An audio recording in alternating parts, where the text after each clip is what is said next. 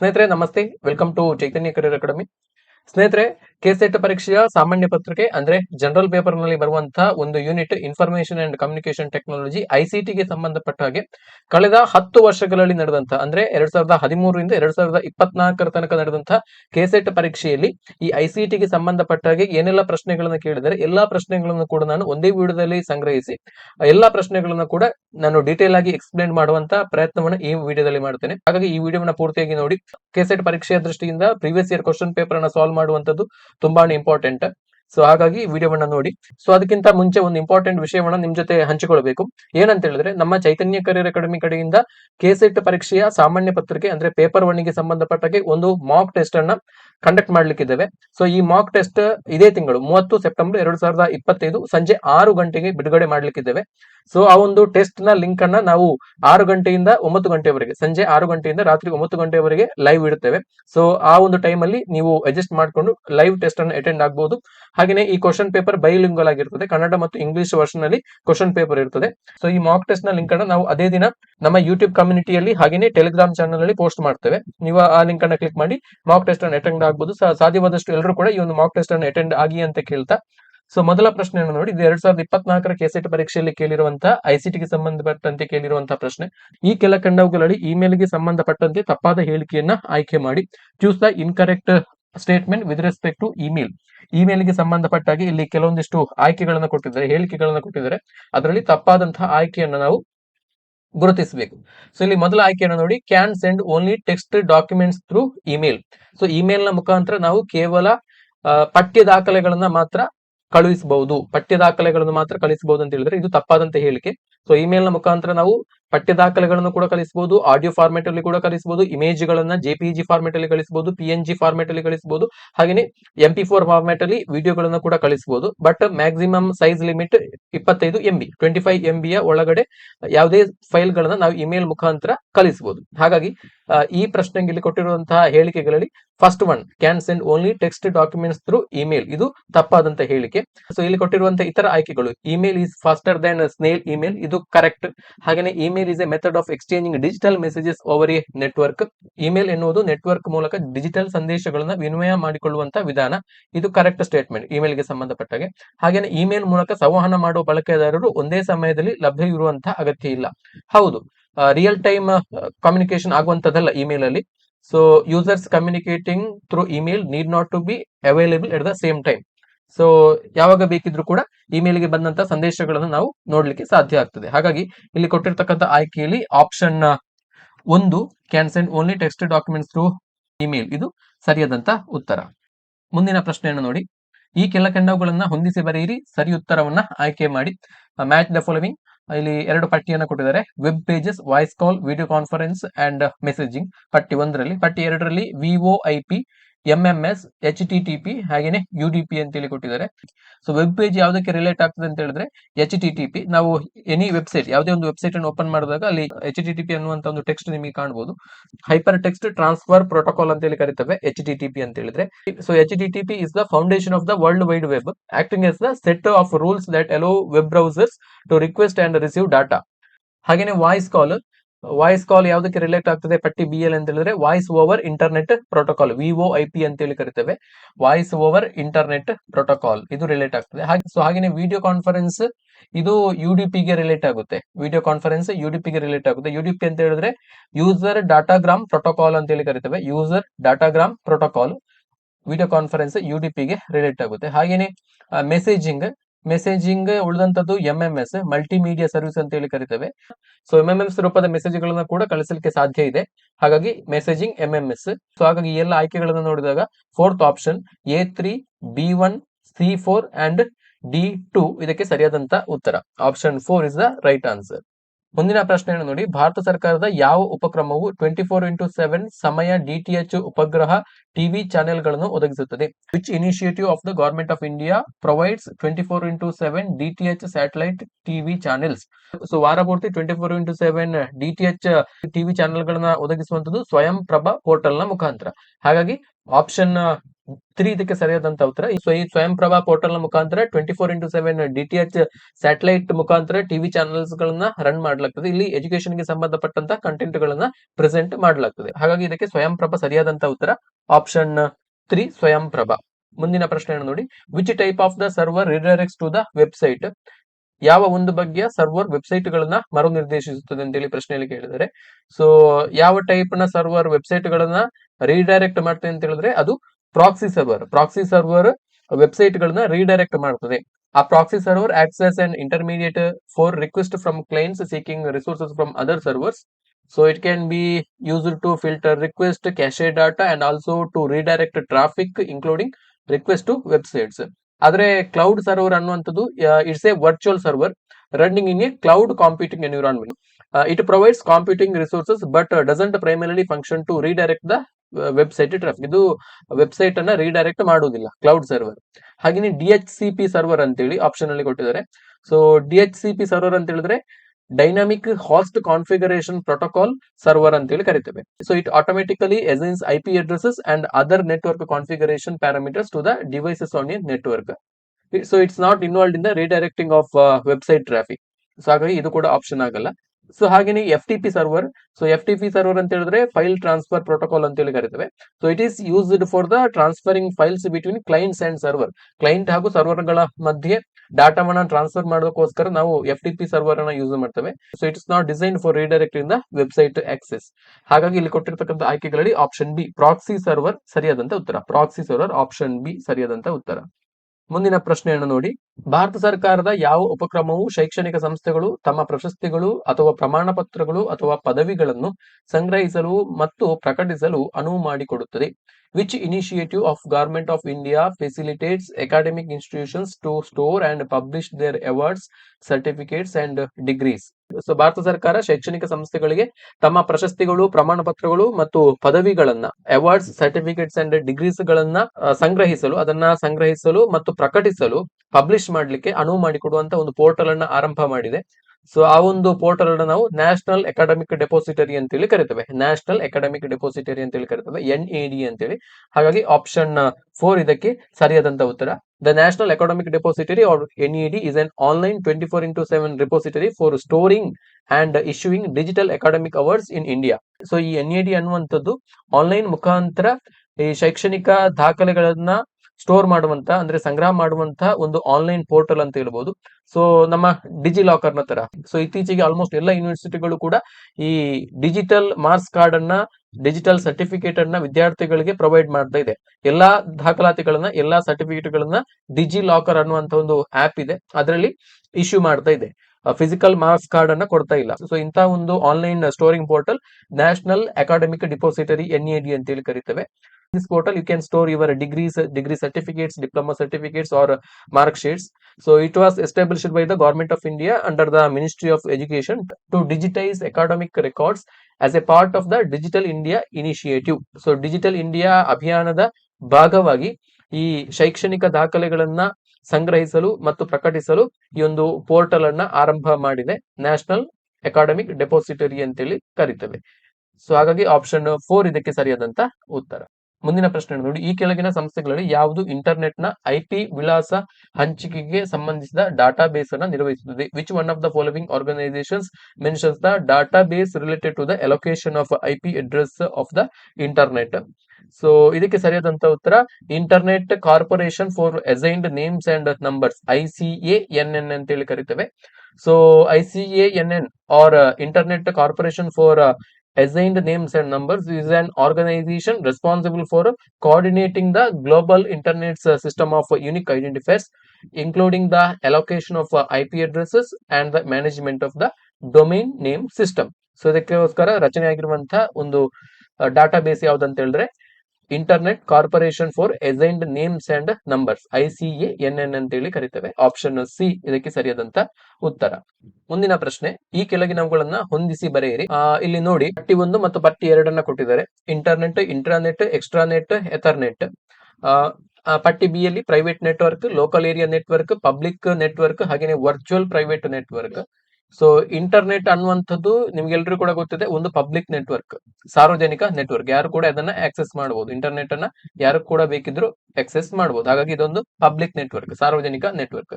So intranet is a private network within an organisation. ಒಂದು ನಿರ್ದಿಷ್ಟ ಸಂಸ್ಥೆಯಲ್ಲಿ ತಮ್ಮ ಕಾರ್ಯವ್ಯಾಪ್ತಿಯ ಒಳಗಡೆ ಮಾತ್ರ ಆ ಒಂದು ನೆಟ್ವರ್ಕ್ ಅನ್ನ ಬಳಸ್ತಾರೆ. ಇಂತಹ ನೆಟ್ವರ್ಕ್ ಅನ್ನ ನಾವು ಇಂಟ್ರಾನೆಟ್ ಅಂತ ಹೇಳಿ ಕರಿತೇವೆ. So it's a private network. And extranet. So extranet ಅಂತ ಹೇಳಿದ್ರೆ it is an extension of an intranet allowing limited external access to partners or vendors. So ಕೇವಲ ಕೆಲವು ವ್ಯಕ್ತಿಗಳಿಗೆ ಮಾತ್ರ ಪ್ರವೇಶವನ್ನ ಕೊಡುವಂತಹ ಒಂದು ನೆಟ್ವರ್ಕ್ ನ ವಿಧವನ್ನು ನಾವು ಎಕ್ಸ್ಟ್ರಾನೆಟ್ ಅಂತ ಹೇಳಿ ಕರಿತೇವೆ. ಸೊ ಎಕ್ಸ್ಟ್ರಾನೆಟ್ ಗೆ ನಾವು ವರ್ಚುವಲ್ ಪ್ರೈವೇಟ್ ನೆಟ್ವರ್ಕ್ ಅಥವಾ ವಿಪಿಎನ್ ಅಂತ ಹೇಳಿ ನಾವು ಶಾರ್ಟ್ ಫಾರ್ಮ್ ಅಲ್ಲಿ ಕರಿತೇವೆ. ಇದನ್ನ ಉದಾಹರಣೆಯಾಗಿ ಕೊಡಬಹುದು. Virtual private network is an example for extranet. ಹಾಗೇನೆ ಇಥರ್ನೆಟ್. ಸೊ ಇಥರ್ನೆಟ್ ಅನ್ನುವಂತ ಪದವನ್ನು ಕೇಳಿರಬಹುದು. ಇದು ಲೋಕಲ್ ಏರಿಯಾ ನೆಟ್ವರ್ಕ್, ಲ್ಯಾನ್ ಅಂತ ಹೇಳಿ ಕರಿತೇವೆ. So Ethernet is a technology commonly used for creating local area network. ನಾವು ನಮ್ಮ ವೈಫೈ ಇಂದ ನಮ್ಮ ಸಿಸ್ಟಮ್ಗೆ ಪಿಸಿಗೆ ಇಂಟರ್ನೆಟ್ ಅನ್ನ ಕನೆಕ್ಟ್ ಮಾಡುವ ಸಂದರ್ಭದಲ್ಲಿ ಇಥರ್ನೆಟ್ ಕೇಬಲ್ ಅನ್ನು ನಾವು ಯೂಸ್ ಮಾಡ್ತೇವೆ. ಹಾಗಾಗಿ ಇದೊಂದು ಲೋಕಲ್ ಏರಿಯಾ ನೆಟ್ವರ್ಕ್, ಕೇವಲ ಒಂದು ಸೀಮಿತ ಪ್ರದೇಶಕ್ಕೆ ಮಾತ್ರ ಸಂಪರ್ಕವನ್ನು ಒದಗಿಸುವಂತಹ ನೆಟ್ವರ್ಕ್ ಅನ್ನ ಕ್ರಿಯೇಟ್ ಮಾಡುವಂತಹ ಒಂದು ವಿಧಾನವನ್ನು ನಾವು ಇಥರ್ನೆಟ್ ಅಂತ ಹೇಳಿ ಕರಿತೇವೆ. ಆ ಸಾಧನವನ್ನು ನಾವು ಇಥರ್ನೆಟ್ ಕೇಬಲ್ ಅಂತ ಹೇಳಿ ಕರಿತೇವೆ. ಹಾಗಾಗಿ ಇಲ್ಲಿ ಕೊಟ್ಟಿರ್ತಕ್ಕಂಥ ಆಯ್ಕೆಗಳಲ್ಲಿ A3, B1, C4 and D2. ಹಾಗಾಗಿ ಆಪ್ಷನ್ ಎ ಇದಕ್ಕೆ ಸರಿಯಾದಂತ ಉತ್ತರ. ಆಪ್ಷನ್ ಎ ಸರಿಯಾದಂತ ಉತ್ತರ. ಮುಂದಿನ ಪ್ರಶ್ನೆಯನ್ನು ನೋಡಿ. ಶೈಕ್ಷಣಿಕ ವಲಯಕ್ಕೆ ಸೇವೆ ಸಲ್ಲಿಸಲು ಪ್ರತ್ಯೇಕವಾಗಿ ನಿರ್ಮಿಸಲಾದ ಮೊದಲ ಭಾರತೀಯ ಉಪಗ್ರಹವಾದ ಎಜುಸ್ಯಾಟ್ ಅನ್ನು ಯಾವ ವರ್ಷದಲ್ಲಿ ಪ್ರಾರಂಭಿಸಲಾಯಿತು? ಸೊ ಶೈಕ್ಷಣಿಕ ವಲಯಕ್ಕೆ ಬೇಕಾಗಿ ಸಪರೇಟ್ ಆದಂತಹ ಒಂದು ಸ್ಯಾಟಲೈಟ್ ಅನ್ನ ಭಾರತ ಉಡಾವಣೆ ಮಾಡ್ತದೆ. ಯಾವಾಗ ಉಡಾವಣೆ ಮಾಡ್ತದೆ ಅಂತ ಹೇಳಿದ್ರೆ 2004ರಲ್ಲಿ ಎಜುಸ್ಯಾಟ್ ಅನ್ನುವಂತ ಒಂದು ಸ್ಯಾಟಲೈಟ್ ಅನ್ನ ಲಾಂಚ್ ಮಾಡ್ತದೆ. 2004ರಲ್ಲಿ ಕೇವಲ ಶೈಕ್ಷಣಿಕ ಉದ್ದೇಶಕ್ಕಾಗಿ ಒಂದು ಉಪಗ್ರಹವನ್ನ ಇಸ್ರೋ ಲಾಂಚ್ ಮಾಡ್ತದೆ. ಈ ಒಂದು ಉಪಗ್ರಹದ ಹೆಸರು ಎಜುಸ್ಯಾಟ್. ಸೊ ಇದು ಶೈಕ್ಷಣಿಕ ಉದ್ದೇಶಕ್ಕಾಗಿ ಲಾಂಚ್ ಆದಂತ ಭಾರತದ ಮೊಟ್ಟ ಮೊದಲ ಉಪಗ್ರಹ. EDUSAT is also known as the GSAT-3 ಅಂತ ಕೂಡ ಕರಿತೇವೆ. ಈ ಒಂದು ಉಪಗ್ರಹವನ್ನ GSAT-3 ಉಪಗ್ರಹ ಅಂತ ಕೂಡ ಕರಿತೇವೆ.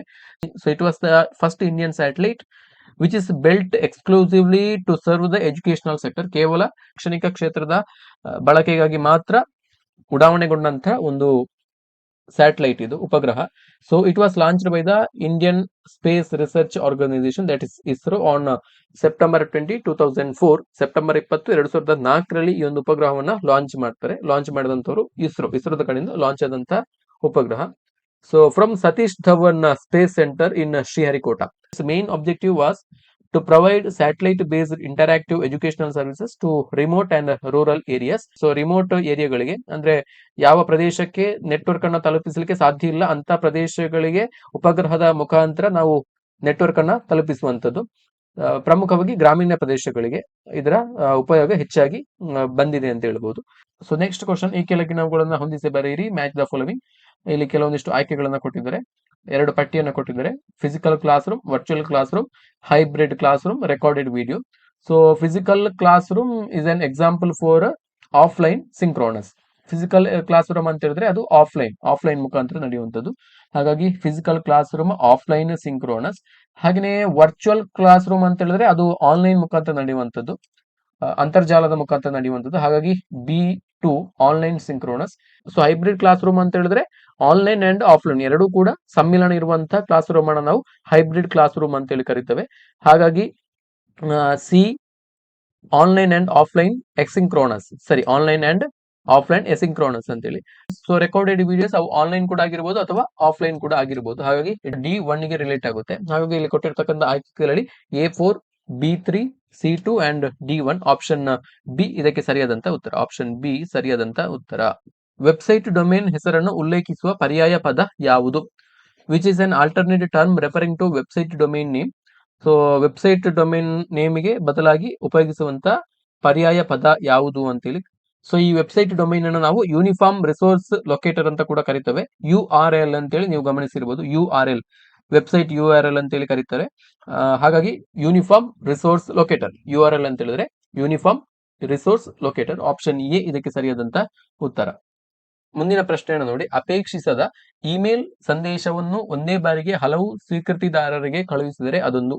An unsolicited email message sent to many recipient at once is so ಇದನ್ನು ನಾವು ಏನಂತ ಕರಿತೇವೆ ಅಂತೇಳಿ. ಸೊ ನಮಗೆ ಅಗತ್ಯ ಇಲ್ಲದಂತಹ ಅಪೇಕ್ಷಿಸದ ಇಮೇಲ್ ಸಂದೇಶವನ್ನ ಒಂದೇ ಬಾರಿಗೆ ಹಲವು ಸ್ವೀಕೃತಿದಾರರಿಗೆ ಕಳಿಸಿದ್ರೆ ಅದನ್ನ ನಾವು ಸ್ಪ್ಯಾಮ್ ಅಂತೇಳಿ ಕರಿತೇವೆ. ಸೊ ಯಾವುದೇ ಒಂದು ಮೆಸೇಜ್ ಹಲವು ಸ್ವೀಕೃತಿದಾರರಿಗೆ, ಹಲವು ವ್ಯಕ್ತಿಗಳಿಗೆ ಒಂದೇ ಬಾರಿ ಬಂದ್ರೆ ಆ ಒಂದು ಮೆಸೇಜ್ ಅನ್ನ ನಾವು ಸ್ಪ್ಯಾಮ್ ಅಂತೇಳಿ ಕರಿತೇವೆ. ಹಾಗಾಗಿ ಆಪ್ಷನ್ ಡಿ ಇದಕ್ಕೆ ಸರಿಯಾದಂತ ಉತ್ತರ spam.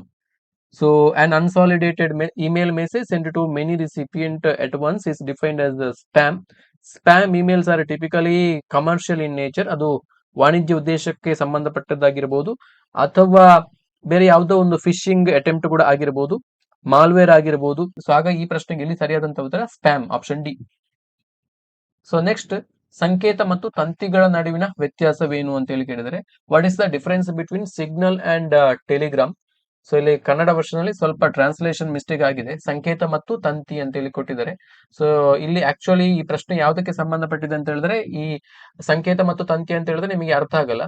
So what is the difference between signal and Telegram? ಇದೊಂದು ಆಪ್ ಗೆ ಸಂಬಂಧಪಟ್ಟಾಗಿ ಕೇಳಿರುವಂತದ್ದು. ಒಂದು ಸಿಗ್ನಲ್ ಆಪ್ ಅಂತ ಇದೆ, ಇನ್ನೊಂದು ಟೆಲಿಗ್ರಾಮ್ ಆಪ್ ಅಂತ ಇದೆ. ಈ ಆಪ್ ಗೆ ಸಂಬಂಧಪಟ್ಟಾಗ ಈ ಆಪ್ ಗಳ ನಡುವೆ ಇರುವಂತಹ ಡಿಫರೆನ್ಸ್ ಏನು ಅಂತ ಹೇಳಿ ಪ್ರಶ್ನೆಯಲ್ಲಿ ಕೇಳಿರುವಂತದ್ದು. ಸೊ ಇದಕ್ಕೆ ಸರಿಯಾದಂತ ಉತ್ತರ, so what is the difference between signal and telegram? So signal is a fully open source. Option B, telegram is a fully open source. ಹಾಗೆಯೇ signal collects data along with the phone number. ಹಾಗೆಯೇ telegram data not linked to phone number. So ಇದಕ್ಕೆ ಸರಿಯಾದಂತ ಉತ್ತರ Signal collects data along with phone number. Signal app ಬಳಕೆದಾರರ phone number ಅನ್ನ collect ಮಾಡ್ತದೆ. Signal's core principle is privacy and while it requires a phone number for registration ಆಗುವಂತ ಹಂತದಲ್ಲಿ ನಿಮ್ಮ phone number ಅನ್ನು ಅದು ಮ್ಯಾಂಡೇಟರಿ ಆಗಿ ಕೇಳ್ತದೆ. So it is design to collect minimal meta data and user data compared to other messaging apps, and Telegram also uses a phone number for registration, but its data collection practices and privacy features differ from signal ಅಂತೇಳಿ. ಹಾಗಾಗಿ ಈ ಪ್ರಶ್ನೆಗೆ ಸರಿಯಾದಂತ ಉತ್ತರ Signal collects data along with phone number. ಹಾಗಾಗಿ option C ಸರಿಯಾದಂತ ಉತ್ತರ. ಮುಂದಿನ ಪ್ರಶ್ನೆ ನೋಡಿ, ಭಾರತದ ಅತಿ ದೊಡ್ಡ ಟಿವಿ ಪ್ರಯೋಗ ಯಾವುದು ಅಂತೇಳಿ ಕೇಳಿದರೆ. So which is the largest TV experiment of India? ಭಾರತದ ಅತ್ಯಂತ ದೊಡ್ಡ ಟಿವಿ ಪ್ರಯೋಗ ಯಾವುದು ಅಂತ ಹೇಳಿದ್ರೆ ಅದನ್ನ ನಾವು ಸೈಟ್ ಅಂತೇಳಿ ಕರಿತೇವೆ. The satellite instructional television experiment ಅಂತೇಳಿ, ಸೈಟ್ ನ full form Satellite Instructional Television Experiment. So it was the largest TV experiment in India's history. It was a 1-year program that ran from August 1st, 1975 to July 31st, 1976. So this was the experimental satellite-based communication system was designed jointly by the ISRO and NASA. ISRO ಮತ್ತು NASA ಎರಡೂ ಜೊತೆಗೂಡಿ ಉಪಗ್ರಹ ಆಧಾರಿತ ಸಂವಹನಕ್ಕೆ ಸಂಬಂಧಪಟ್ಟ ಹಾಗೆ ಒಂದು ಪ್ರಯೋಗವನ್ನ ಮಾಡಿದಂಥದ್ದು, TV experiment ಅನ್ನ ಮಾಡಿದಂಥದ್ದು ನಾಸಾ ಮತ್ತು ಇಸ್ರೋ ಜೊತೆಗೂಡಿ. The primary aim of SITE was to utilise satellite broadcasting to educate and inform rural populations in India. So ಇದರ ಪ್ರಮುಖವಾಗಿರುವಂತಹ ಉದ್ದೇಶ ಏನಂತ ಹೇಳಿದ್ರೆ, ಸೊ ಗ್ರಾಮೀಣ ಪ್ರದೇಶದ ಜನರನ್ನ ಅಕ್ಷರಸ್ಥರನ್ನಾಗಿಸುವಂತದ್ದು, ಸೊ ಅವರ ಕಲಿಕೆಗೆ ಪ್ರೋತ್ಸಾಹವನ್ನು ಕೊಡುವಂತದ್ದು. And it also played a important role in agriculture, health and family planning. ಕೃಷಿ, ಆರೋಗ್ಯ ಮತ್ತು ಕುಟುಂಬ ಯೋಜನೆಗೆ ಸಂಬಂಧಪಟ್ಟ ಹಾಗೆ ಜಾಗೃತಿಯನ್ನ ಮೂಡಿಸಲಿಕ್ಕೆ ಈ ಒಂದು ಪ್ರೋಗ್ರಾಮ್, ಈ ಸ್ಯಾಟಲೈಟ್ ಬೇಸ್ಡ್ ಎಕ್ಸ್ಪೆರಿಮೆಂಟ್ ತುಂಬಾನೇ ಮಹತ್ವವನ್ನು ಪಡೆದುಕೊಂಡಿತ್ತು. So it involve installing TV receivers in over 2400 villages across multiple states. 2400ಕ್ಕೂ ಹೆಚ್ಚು ಹಳ್ಳಿಗಳಲ್ಲಿ ಟಿವಿ ರಿಸೀವರ್ ಗಳನ್ನ ಇನ್ಸ್ಟಾಲ್ ಮಾಡುವಂತದ್ದು, ಅವುಗಳನ್ನ ಸ್ಥಾಪನೆ ಮಾಡುವಂತಹ ಕೆಲಸಗಳು ಈ ಒಂದು ಎಕ್ಸ್ಪೆರಿಮೆಂಟ್ ಮುಖಾಂತರ, ಟಿವಿ ಪ್ರಯೋಗದ ಮುಖಾಂತರ ನಮ್ಮ ದೇಶದಲ್ಲಿ ಆಗಿತ್ತು ಅಂತ ಹೇಳ್ಬೋದು. ಮುಂದಿನ ಪ್ರಶ್ನೆ ನೋಡಿ, ರಾಷ್ಟ್ರೀಯ ಮಾಹಿತಿ ಕೇಂದ್ರವು ವಾಟ್ಸ್ಆಪ್ ನ ಮೂಲಕ 2021ರ ಫೆಬ್ರವರಿಯಲ್ಲಿ ತ್ವರಿತ ಉಸಗಿಯನ್ನ ಕಳುಹಿಸುವ ವೇದಿಕೆಯನ್ನ ಪ್ರಾರಂಭಿಸಿತು, ಅಂದ್ರೆ ಒಂದು ಆಪ್ ಅನ್ನ ಪ್ರಾರಂಭಿಸಿತು. ಆ ಆಪ್ ಅನ್ನ ಗುರುತಿಸಿ. The national informatics centre launched an instant messaging platform that is app on the lines of WhatsApp in February 2021. Identify the app. So NIC ಅಂತ ನೀವು ಕೇಳಿರಬಹುದು, ನ್ಯಾಷನಲ್ ಇನ್ಫಾರ್ಮ್ಯಾಟಿಕ್ಸ್ ಸೆಂಟರ್. ಇದು 2021ರಲ್ಲಿ ವಾಟ್ಸ್ಆಪ್ ಗೆ ಪರ್ಯಾಯವಾಗಿ ಒಂದು ಮೆಸೇಜಿಂಗ್ ಆಪ್ ಅನ್ನ, ಸಂದೇಶವನ್ನ ಕಳಿಸುವಂತಹ ಒಂದು ಆಪ್ ಅನ್ನ ಬಿಡುಗಡೆ ಮಾಡುತ್ತದೆ. ಆ ಒಂದು ಆಪ್ ನ ಹೆಸರು ಏನು ಅಂತ ಹೇಳಿ ಕೇಳಿದರೆ, ಆ ಆಪ್ ಯಾವುದು ಅಂತ ಹೇಳಿದ್ರೆ ಸಂದೇಶ್ ಆಪ್. ಭಾರತ ಸರ್ಕಾರದ NIC national informatics centre release ಮಾಡಿದಂತ ಒಂದು ಆಪ್ ಯಾವುದು ಅಂತ ಹೇಳಿದ್ರೆ ಸಂದೇಶ್ ಆಪ್. ಸಂದೇಶ್ ಆಪ್ ನ ಬಳಕೆಗೆ ಸಾರ್ವಜನಿಕರಿಂದ, ಬಳಕೆದಾರರಿಂದ ಉತ್ತಮವಾದಂತಹ ಪ್ರತಿಕ್ರಿಯೆ ಸಿಗದೇ ಇರುವ ಕಾರಣ ಸೊ ಇಂದಿಯೂ ಕೂಡ ಈ ಒಂದು ಸಂದೇಶ ಆಪ್ ನ ಬಳಕೆಯನ್ನ ನಾವು ಕಾಣಲಿಕ್ಕೆ ಸಾಧ್ಯ ಆಗ್ತಾ ಇಲ್ಲ ಅಷ್ಟೊಂದು. ಹಾಗಾಗಿ ಆಪ್ಷನ್ ಎ ಇದಕ್ಕೆ ಸರಿಯಾದಂತ ಉತ್ತರ, ಆಪ್ಷನ್ ಎ ಸಂದೇಶ ಆಪ್. ಮುಂದಿನ ಪ್ರಶ್ನೆಯನ್ನ ನೋಡಿ, ಡ್ಯಾಶ್ ಬೋರ್ಡ್ ಎಂದರೇನು? What is dash board? So dash board is A information management tool. So information management tool ಅನ್ನ ನಾವು ಐಸಿಟಿಯ ಪರಿಭಾಷೆಯಲ್ಲಿ, ಮಾಹಿತಿ ಮತ್ತು ಸಂವಹನ ತಂತ್ರಜ್ಞಾನದ ಪರಿಭಾಷೆಯಲ್ಲಿ ಡ್ಯಾಶ್ ಬೋರ್ಡ್ ಅಂತೇಳಿ ಕರಿತೇವೆ. So it is information management tool. ಹಾಗಾಗಿ ಆಪ್ಷನ್ ಬಿ ಸರಿಯಾದಂತ ಉತ್ತರ. ಮುಂದಿನ ಪ್ರಶ್ನೆ, ASIC stands for. So ASIC ಯ ಪೂರ್ಣ ರೂಪ, ವಿಸ್ತೃತ ರೂಪ. ಸೊ ASIC ಅಂತ ಹೇಳಿದ್ರೆ ಅಪ್ಲಿಕೇಶನ್ ಸ್ಪೆಸಿಫಿಕ್ ಇಂಟಿಗ್ರೇಟೆಡ್ ಸರ್ಕ್ಯೂಟ್ ಅಂತ ಹೇಳಿ ಕರಿತೇವೆ. Application specific integrated circuit. ಹಾಗಾಗಿ ಆಪ್ಷನ್ ಬಿ ಸರಿಯಾದಂತ ಉತ್ತರ. ಮುಂದಿನ ಪ್ರಶ್ನೆ, ದೂರ ಸಂಪರ್ಕದ ಚಾನೆಲ್ ಸಾಮರ್ಥ್ಯವನ್ನು ಮೆಗಾಬೈಟ್ ಅಥವಾ ಗಿಗಾಬೈಟ್ ಪ್ರತಿ ಸೆಕೆಂಡ್ಗೆ ಹೇಗೆ ಎಂದು ಕರೆಯುತ್ತಾರೆ? The capacity of telecommunication channel stated in megabyte or gigabyte per second is called. So it is called as bandwidth. Option D ಇದಕ್ಕೆ ಸರಿಯಾದಂತ ಉತ್ತರ. Option D. ದೂರ ಸಂಪರ್ಕದ ಚಾನೆಲ್ ಸಾಮರ್ಥ್ಯವನ್ನ ಮೆಗಾಬೈಟ್ ಅಥವಾ ಗಿಗಾಬೈಟ್ ಪ್ರತಿ ಸೆಕೆಂಡ್ಗೆ ಅದನ್ನ ನಾವು ಬ್ಯಾಂಡ್ ವಿಡ್ತ್ ಅಂತ ಹೇಳಿ ಕರಿತೇವೆ. ಮುಂದಿನ ಪ್ರಶ್ನೆ, a semiconductor device that stores and modifies information while the computer is operating but also it retains information when the computer is turned off is called. ಗಣಕಯಂತ್ರವು ಚಾಲನೆಯಲ್ಲಿರುವಾಗ ಒಂದು ಅರೆವಾಹಕ ಸಾಧನವು ಮಾಹಿತಿಯನ್ನ ಸಂಗ್ರಹಿಸುತ್ತದೆ ಮತ್ತು ಮಾರ್ಪಡಿಸುತ್ತದೆ, ಆದರೆ ಗಣಕಯಂತ್ರವನ್ನು ಆಫ್ ಮಾಡಿದಾಗ ಮಾಹಿತಿ ಉಳಿದುಕೊಂಡಿರುತ್ತದೆ. ಇದನ್ನ ಹೀಗೆಂದು ಕರೆಯುತ್ತಾರೆ. ಆ ಸಾಧನವನ್ನು ಏನೆಂದು ಕರೆಯುತ್ತಾರೆ ಅಂತ ಹೇಳಿ ಕೇಳಿದರೆ, ಸೊ ಇದನ್ನು ನಾವು ಫ್ಲಾಶ್ ಮೆಮೊರಿ ಅಂತ ಹೇಳಿ ಕರಿತೇವೆ. Flash memory is A type of non volatile computer memory that can be electrically erased and reprogrammed. ಅದನ್ನ ಎಲೆಕ್ಟ್ರಿಕಲಿ ನಾವು ಬೇಕಾದ ರೀತಿಯಲ್ಲಿ ಎರೇಸ್ ಮಾಡಬಹುದು, ಹಾಗೇನೆ ರೀಪ್ರೋಗ್ರಾಮಿಂಗ್ ಕೂಡ ಮಾಡಬಹುದು. It's A semi conductor device. ಇದೊಂದು ಅರೆವಾಹಕ ಸಾಧನವಾಗಿದ್ದು, so it can store and modify information while computer is operating. So ಇದು ಮಾಹಿತಿಯನ್ನ, ದತ್ತಾಂಶಗಳನ್ನ ಸಂಗ್ರಹಣೆ ಮಾಡುವ ಮತ್ತು ಮಾರ್ಪಾಡು ಮಾಡುವ ಸೌಲಭ್ಯವನ್ನ ಹೊಂದಿದೆ. ಸೊ ಕಂಪ್ಯೂಟರ್ ಆಪರೇಟ್ ಆಗ್ತಾ ಇರುವಂತಹ ಸಂದರ್ಭದಲ್ಲಿ ಇವುಗಳನ್ನ, ದತ್ತಾಂಶಗಳನ್ನ ಇವುಗಳ ಮುಖಾಂತರ ಸ್ಟೋರ್ ಮಾಡಬಹುದು, ಹಾಗೆ ಮಾಡಿಫಿಕೇಶನ್ ಕೂಡ ಮಾಡಬಹುದು. And crucial, it retains that information even when that computer is turned of. So computer ಅನ್ನ ಟರ್ನ್ ಆಫ್ ಮಾಡಿದ್ರು ಕೂಡ ಆ ಒಂದು ಅಲ್ಲಿ ಕೊಟ್ಟಂತಹ ದತ್ತಾಂಶಗಳು ಅಲ್ಲೇ ಉಳಿದುಕೊಂಡಿರ್ತವೆ ಫ್ಲಾಶ್ ಮೆಮೊರಿಯ ಮುಖಾಂತರ.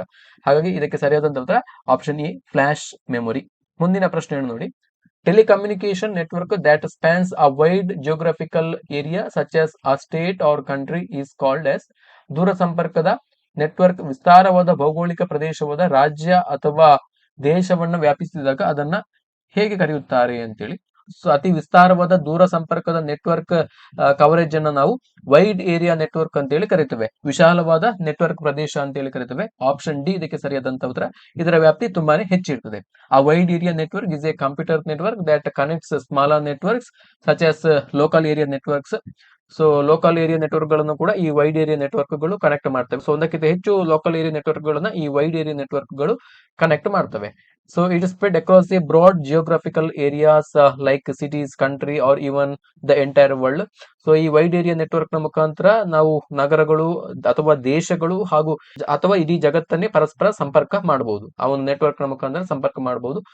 Wide area networks are used by organisations to link together multiple offices, data centers and cloud resources, enabling communication and data exchange over long distances. So ದೂರದ ಪ್ರದೇಶದ ಸೊ ಈ ವೈಡ್ ಏರಿಯಾ ನೆಟ್ವರ್ಕ್ ಮುಖಾಂತರ ಹಲವು office ಗಳನ್ನ, data centre ಗಳನ್ನ, cloud resources ಗಳನ್ನ ನಾವು connect ಮಾಡಬಹುದು. ಸೊ ಈ ಕನೆಕ್ಟೆಡ್ ನೆಟ್ವರ್ಕ್ ಗಳ ಮುಖಾಂತರ ನಾವು ದೂರದಲ್ಲೇ ಕುಳಿತು ಎಲ್ಲ ನೆಟ್ವರ್ಕ್ ವ್ಯವಸ್ಥೆಯನ್ನ ನಿರ್ವಹಿಸಬಹುದು. The internet is the most well known example of a wide area network. So internet ಇದಕ್ಕೆಂದು ಉತ್ತಮ ಉದಾಹರಣೆ. ಸೊ ಇಂಟರ್ನೆಟ್ ನ ಮುಖಾಂತರ ನಾವು ಮನೆಯಲ್ಲೇ ಕುಳಿತು ಇಡೀ ಜಗತ್ತನ್ನೇ ನೋಡಬಹುದು. ಹಾಗಾಗಿ ಇಂಟರ್ನೆಟ್ ವೈಡ್ ಏರಿಯಾ ನೆಟ್ವರ್ಕ್ ಗೆ ಒಂದು ಉದಾಹರಣೆ. So internet is an example for wide area network. ಹಾಗಾಗಿ ಇಲ್ಲಿ ಆಪ್ಷನ್ ಡಿ ಸರಿಯಾದಂತ ಉತ್ತರ. ಮುಂದಿನ ಪ್ರಶ್ನೆ, ಈ ಕೆಳಗಿನವುಗಳಲ್ಲಿ ಯಾವುದು ಆಪರೇಟಿಂಗ್ ಸಿಸ್ಟಮ್ ಅಲ್ಲ? Which one of the following is not A operating system?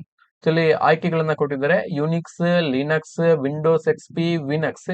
ಇಲ್ಲಿ ಆಯ್ಕೆಗಳನ್ನ ಗಮನಿಸಿದಾಗ ಯುನಿಕ್ಸ್ ಒಂದು ಆಪರೇಟಿಂಗ್ ಸಿಸ್ಟಮ್, ಹಾಗೆಯೇ ಲಿನಕ್ಸ್ ಒಂದು ಆಪರೇಟಿಂಗ್ ಸಿಸ್ಟಮ್, ಹಾಗೆಯೇ ವಿಂಡೋಸ್ ಎಕ್ಸ್ಪಿ ಕೂಡ ಮೈಕ್ರೋಸಾಫ್ಟ್ ನ ಒಂದು ಆಪರೇಟಿಂಗ್ ಸಿಸ್ಟಮ್. ಆದ್ರೆ ವಿನಕ್ಸ್ ಇದು ಆಪರೇಟಿಂಗ್ ಸಿಸ್ಟಮ್ ಅಲ್ಲ, ಇದು ಆಪರೇಟಿಂಗ್ ಸಿಸ್ಟಮ್ ಅಲ್ಲ. ಸೊ ಹಾಗಾಗಿ ಇಲ್ಲಿ ಆಪ್ಷನ್ ಡಿ ಸರಿಯಾದಂತ ಉತ್ತರ. ಸೊ ಇದೇ ರೀತಿ ನಿಮಗೆ ಸರ್ಚ್ ಇಂಜಿನ್ ಗಳ ಬಗ್ಗೆ ಕೂಡ ಪ್ರಶ್ನೆಗಳು ಬರಬಹುದು. UGC ನೆಟ್ ಪರೀಕ್ಷೆಯಲ್ಲಿ ಹಾಗೆ KCET ಪರೀಕ್ಷೆಯಲ್ಲಿ ಕೂಡ ಇಂತಹ ಪ್ರಶ್ನೆಗಳು ಬಂದಿದ್ದಾವೆ ಹಿಂದೆ. ಸೊ ಇಲ್ಲಿ ಕೆಲವೊಂದಿಷ್ಟು ಸರ್ಚ್ ಇಂಜಿನ್ ಗಳನ್ನ ಲಿಸ್ಟ್ ಮಾಡಿದ್ದೇನೆ ನೋಡಿ. ಸೊ ಆಬ್ವಿಯಸ್ಲಿ ಎಲ್ಲರೂ ಕೂಡ ಯೂಸ್ ಮಾಡುವಂತದ್ದು ಗೂಗಲ್ ಸರ್ಚ್ ಇಂಜಿನ್. ಇದನ್ನ ಜಗತ್ತಿನ ಸುಮಾರು 92ಕ್ಕೂ ಹೆಚ್ಚು ಪಾಪ್ಯುಲೇಷನ್ ಗೂಗಲ್ ಸರ್ಚ್ ಇಂಜಿನ್ ಅನ್ನ ಯೂಸ್ ಮಾಡ್ತಾ ಇದ್ದಾರೆ. ಹಾಗೇನೆ ಬಿಂಗ್, ಇದು ಕೂಡ ಮೈಕ್ರೋಸಾಫ್ಟ್ ನ ಸರ್ಚ್ ಇಂಜಿನ್. ಬಿಂಗ್ ಅನ್ನುವಂಥದ್ದು ಮೈಕ್ರೋಸಾಫ್ಟ್ ನ ಸರ್ಚ್ ಇಂಜಿನ್. ಸೊ ಇದನ್ನು ಕೂಡ ಜಗತ್ತಿನ 3.3% ಜನ ಉಪಯೋಗ ಮಾಡ್ತಾ ಇದ್ದಾರೆ, ಯೂಸ್ ಮಾಡ್ತಾ ಇದ್ದಾರೆ. ಹಾಗೆ ಯಾಹೂ ಮೇಲ್ ಕೂಡ ಇದೆ. ಯಾಹೂ ಕೂಡ ಒಂದು ಸರ್ಚ್ ಇಂಜಿನ್. ಯಾಂಡೆಕ್ಸ್ ಅಂತ ಕೂಡ ಇದೆ ಒಂದು ಸರ್ಚ್ ಇಂಜಿನ್. ಹಾಗೇನೆ ಬೈದು, ಅದು ಕೂಡ ಸರ್ಚ್ ಇಂಜಿನ್ ಇದೆ. ಹಾಗೇನೆ ಡಕ್ ಡಕ್ ಗೋ, ಇದು ಕೂಡ ಒಂದು ಸರ್ಚ್ ಇಂಜಿನ್ ಅಂತ ಹೇಳ್ಬೋದು. ಸೊ ಇನ್ನು ಕೂಡ ಹಲವು ಸಣ್ಣ ಸಣ್ಣ ಸರ್ಚ್ ಇಂಜಿನ್ಸ್ ಗಳು ಇವೆ. But most popular Google, Bing and Yahoo search ಇಂಜಿನ್ಗಳು. ಸೊ ಇದ್ರ ಬಗ್ಗೆ ಕೂಡ ಒಂದಷ್ಟು ನೋಡ್ಕೊಳ್ಳಿ. ಸೊ ನೆಕ್ಸ್ಟ್ ಕ್ವಶನ್ ಅನ್ನು ನೋಡಿ. ಭೌತಿಕ ಮಾರ್ಗ ಮಾಹಿತಿ ಪ್ರಸರಣ ಸಂಭವಿಸಿದ್ದಕ್ಕೆ physical path along which data transmission occurs. So data transmission ಆಗ್ಬೇಕಿದ್ರೆ, ಡಾಟಾ ಒಂದು ಮಾಧ್ಯಮದಿಂದ ಇನ್ನೊಂದು ಮಾಧ್ಯಮಕ್ಕೆ ತಲುಪಬೇಕಿದ್ರೆ ಅಲ್ಲೂ ಒಂದು ಮಾಧ್ಯಮದ ಅವಶ್ಯಕತೆ ಇದೆ. ಸೊ ಅದನ್ನು ನಾವು ಚಾನೆಲ್ ಅಂತ ಹೇಳಿ ಕರಿತೇವೆ. Channel is a medium for data exchange. A channel refers to physical medium or path through which data information is transmitted from a sender to a receiver. So examples include cable ಗಳನ್ನ ಉದಾಹರಣೆಗೆ ಕೊಡಬಹುದು. Cable ಮುಖಾಂತರ data transfer ಮಾಡುವಂತದ್ದು. Optical fibres ಗಳು, so internet ಸಂಪರ್ಕ ನಮಗೆ ಸಿಗುವಂತದ್ದು optical fibres ಗಳಿಂದ. ಹಾಗೆ ವೈರ್ಲೆಸ್ ಕನೆಕ್ಷನ್ಸ್, ಈ ಬ್ಲೂಟೂತ್ ಅಂತ ವೈರ್ಲೆಸ್ ಕನೆಕ್ಷನ್ಸ್ ಗಳು. ಸೊ ಇವೆಲ್ಲ ಕೂಡ ಡಾಟಾ ಟ್ರಾನ್ಸ್ಫರ್ ಇರುವಂತ ಚಾನೆಲ್ ಗಳ ಒಂದು ವಿಧಗಳು. ಹಾಗೆ ಇಲ್ಲಿ ಕೊಟ್ಟಿರ್ತಕ್ಕಂಥ ಆಯ್ಕೆಗಳನ್ನು ನೋಡಿ. Encoder. So an encoder converts data into a format suitable for transformation. So ಈ ಎನ್ಕೋಡರ್ ಏನ್ ಮಾಡ್ತದೆ ಅಂತ ಹೇಳಿದ್ರೆ, it converts data into a format suitable for transmission. So ಡಾಟಾವನ್ನ ಟ್ರಾನ್ಸ್ಮಿಷನ್ ಮಾಡಬಹುದಾದಂತ ರೂಪಕ್ಕೆ ಪರಿವರ್ತನೆ ಮಾಡುವಂತದ್ದು ಎನ್ಕೋಡರ್. ಹಾಗೆಯೇ ಡಿಕೋಡರ್ ಅಂತ ಹೇಳಿದ್ರೆ, ಆ decoder converts the transmitted data back in to its original format. So ಇಲ್ಲಿ ಟ್ರಾನ್ಸ್ಮಿಟೆಡ್ ಡಾಟಾವನ್ನ ಪುನಃ ನಮಗೆ ಮೂಲ ದತ್ತಾಂಶ ಬೇಕಿದ್ರೆ, ಮೂಲ ಮಾಹಿತಿ ಬೇಕಿದ್ರೆ ಅದನ್ನ ಪಡ್ಕೊಳ್ಳಿಕ್ಕೆ ನಾವು ಡಿಕೋಡರ್ ಅನ್ನ ಉಪಯೋಗ ಮಾಡ್ತೇವೆ. ಡಿಕೋಡರ್ ಈ ಕೆಲಸವನ್ನು ಮಾಡ್ತದೆ. ಹಾಗೆಯೇ ಬ್ಯಾಂಡ್ ವಿಡ್ತ್ ಅಂತ ಹೇಳಿದ್ರೆ, bandwidth refers to the capacity of communication channel to transmit data typically measured in bits per second. Bandwidth ಅಂತ ಹೇಳಿ ನಾವು ಪ್ರೀವಿಯಸ್ ಕ್ವಶನ್ ಅಲ್ಲಿ ಡಿಸ್ಕಸ್ ಮಾಡಿದ್ದೇವೆ. ಸೊ ಹಾಗಾಗಿ ಈ ಪ್ರಶ್ನೆಗೆ ಸರಿಯಾದಂತ ಉತ್ತರ ಚಾನೆಲ್, ಆಪ್ಷನ್ ಸಿ. ಮುಂದಿನ ಪ್ರಶ್ನೆಯನ್ನು ನೋಡಿ. MIPS ಅಥವಾ ಮಿಪ್ಸ್ ಸ್ಟ್ಯಾಂಡ್ಸ್ ಫಾರ್. ಸೊ ಇದಕ್ಕೆ ಸರಿಯಾದಂತ ಉತ್ತರ ಮಿಪ್ಸ್ ನ ಪೂರ್ಣ ರೂಪ, ವಿಸ್ತೃತ ರೂಪ million instructions per second. Million instructions per second, important ಇದು, ಮಿಲಿಯನ್ ಇನ್ಸ್ಟ್ರಕ್ಷನ್ ಪರ್ ಸೆಕೆಂಡ್. ಹಾಗೆಯೇ ಇನ್ನೊಂದು ಬರುತ್ತೆ ನಿಮಗೆ ಬಿಪ್ಸ್ ಅಂತೇಳಿ. ಬಿಪ್ಸ್ ಅಂತ ಹೇಳಿದ್ರೆ billion instructions per second. So ಇಲ್ಲಿ ಮಿಲಿಯನ್ ನ ಬದಲು billion instructions per second, BIPS ಅಂತ ಹೇಳಿ ಕರಿತೇವೆ. ಸೊ ನೆಕ್ಸ್ಟ್ ಕ್ವಶನ್ ಅನ್ನು ನೋಡಿ. ಧ್ವನಿ ಮತ್ತು ಕಂಪ್ಯೂಟರ್ ಡೇಟಾ ನಿರ್ವಹಿಸಲು ಗುಣಮಟ್ಟಗಳಿರುವಂತೆ ಹೆಚ್ಚುವರಿ ದೂರವಾಣಿ ಸಾಮರ್ಥ್ಯಗಳನ್ನು ಒದಗಿಸುತ್ತದೆ. ತಾಮ್ರದ ದೂರವಾಣಿ ಮಾರ್ಗಗಳನ್ನು ನಾಶ ಮಾಡದೆ ಇದನ್ನು ಕರೆಯುತ್ತಾರೆ. ಸೊ ಕನ್ನಡ ವರ್ಷನ್ ಅಲ್ಲಿ ಡೈರೆಕ್ಟ್ ಆಗಿ ಇಂಗ್ಲಿಷ್ ನಿಂದ ಕನ್ನಡಕ್ಕೆ ಟ್ರಾನ್ಸ್ಲೇಷನ್ ಅನ್ನು ಮಾಡಿದರೆ, ಹಾಗಾಗಿ ಭಾಷಾಂತರ ದೋಷ ಇದೆ. ಸೊ ಏನ್ ಕೇಳಿದಾರೆ ಅಂತ ಹೇಳಿದ್ರೆ, a set of standards to handle voice and computer data in telephone networks providing additional telephone capabilities without scrapping existing copper telephone lines is called as. So ಇದನ್ನ ನಾವು ಇಂಟಿಗ್ರೇಟೆಡ್ ಸರ್ವಿಸ್ ಡಿಜಿಟಲ್ ನೆಟ್ವರ್ಕ್ ಅಂತ ಹೇಳಿ ಕರಿತೇವೆ. So integrated service digital network is a set of communication standards that allows for a digital transmission of a voice, video, data and other network services over the traditional circuits of the public switched telephone network. So it was designed to provide a more efficient and versatile way to transmit information over existing copper telephone lines without requiring them to be replaced. So ಈಗಾಗಲೇ ಅಸ್ತಿತ್ವದಲ್ಲಿರುವಂತಹ ಈ ತಾಮ್ರದ ತಂತಿಗಳ ಮುಖಾಂತರ so ಮಾಹಿತಿ ಸಂವಹನ ನಡೀತದೆ.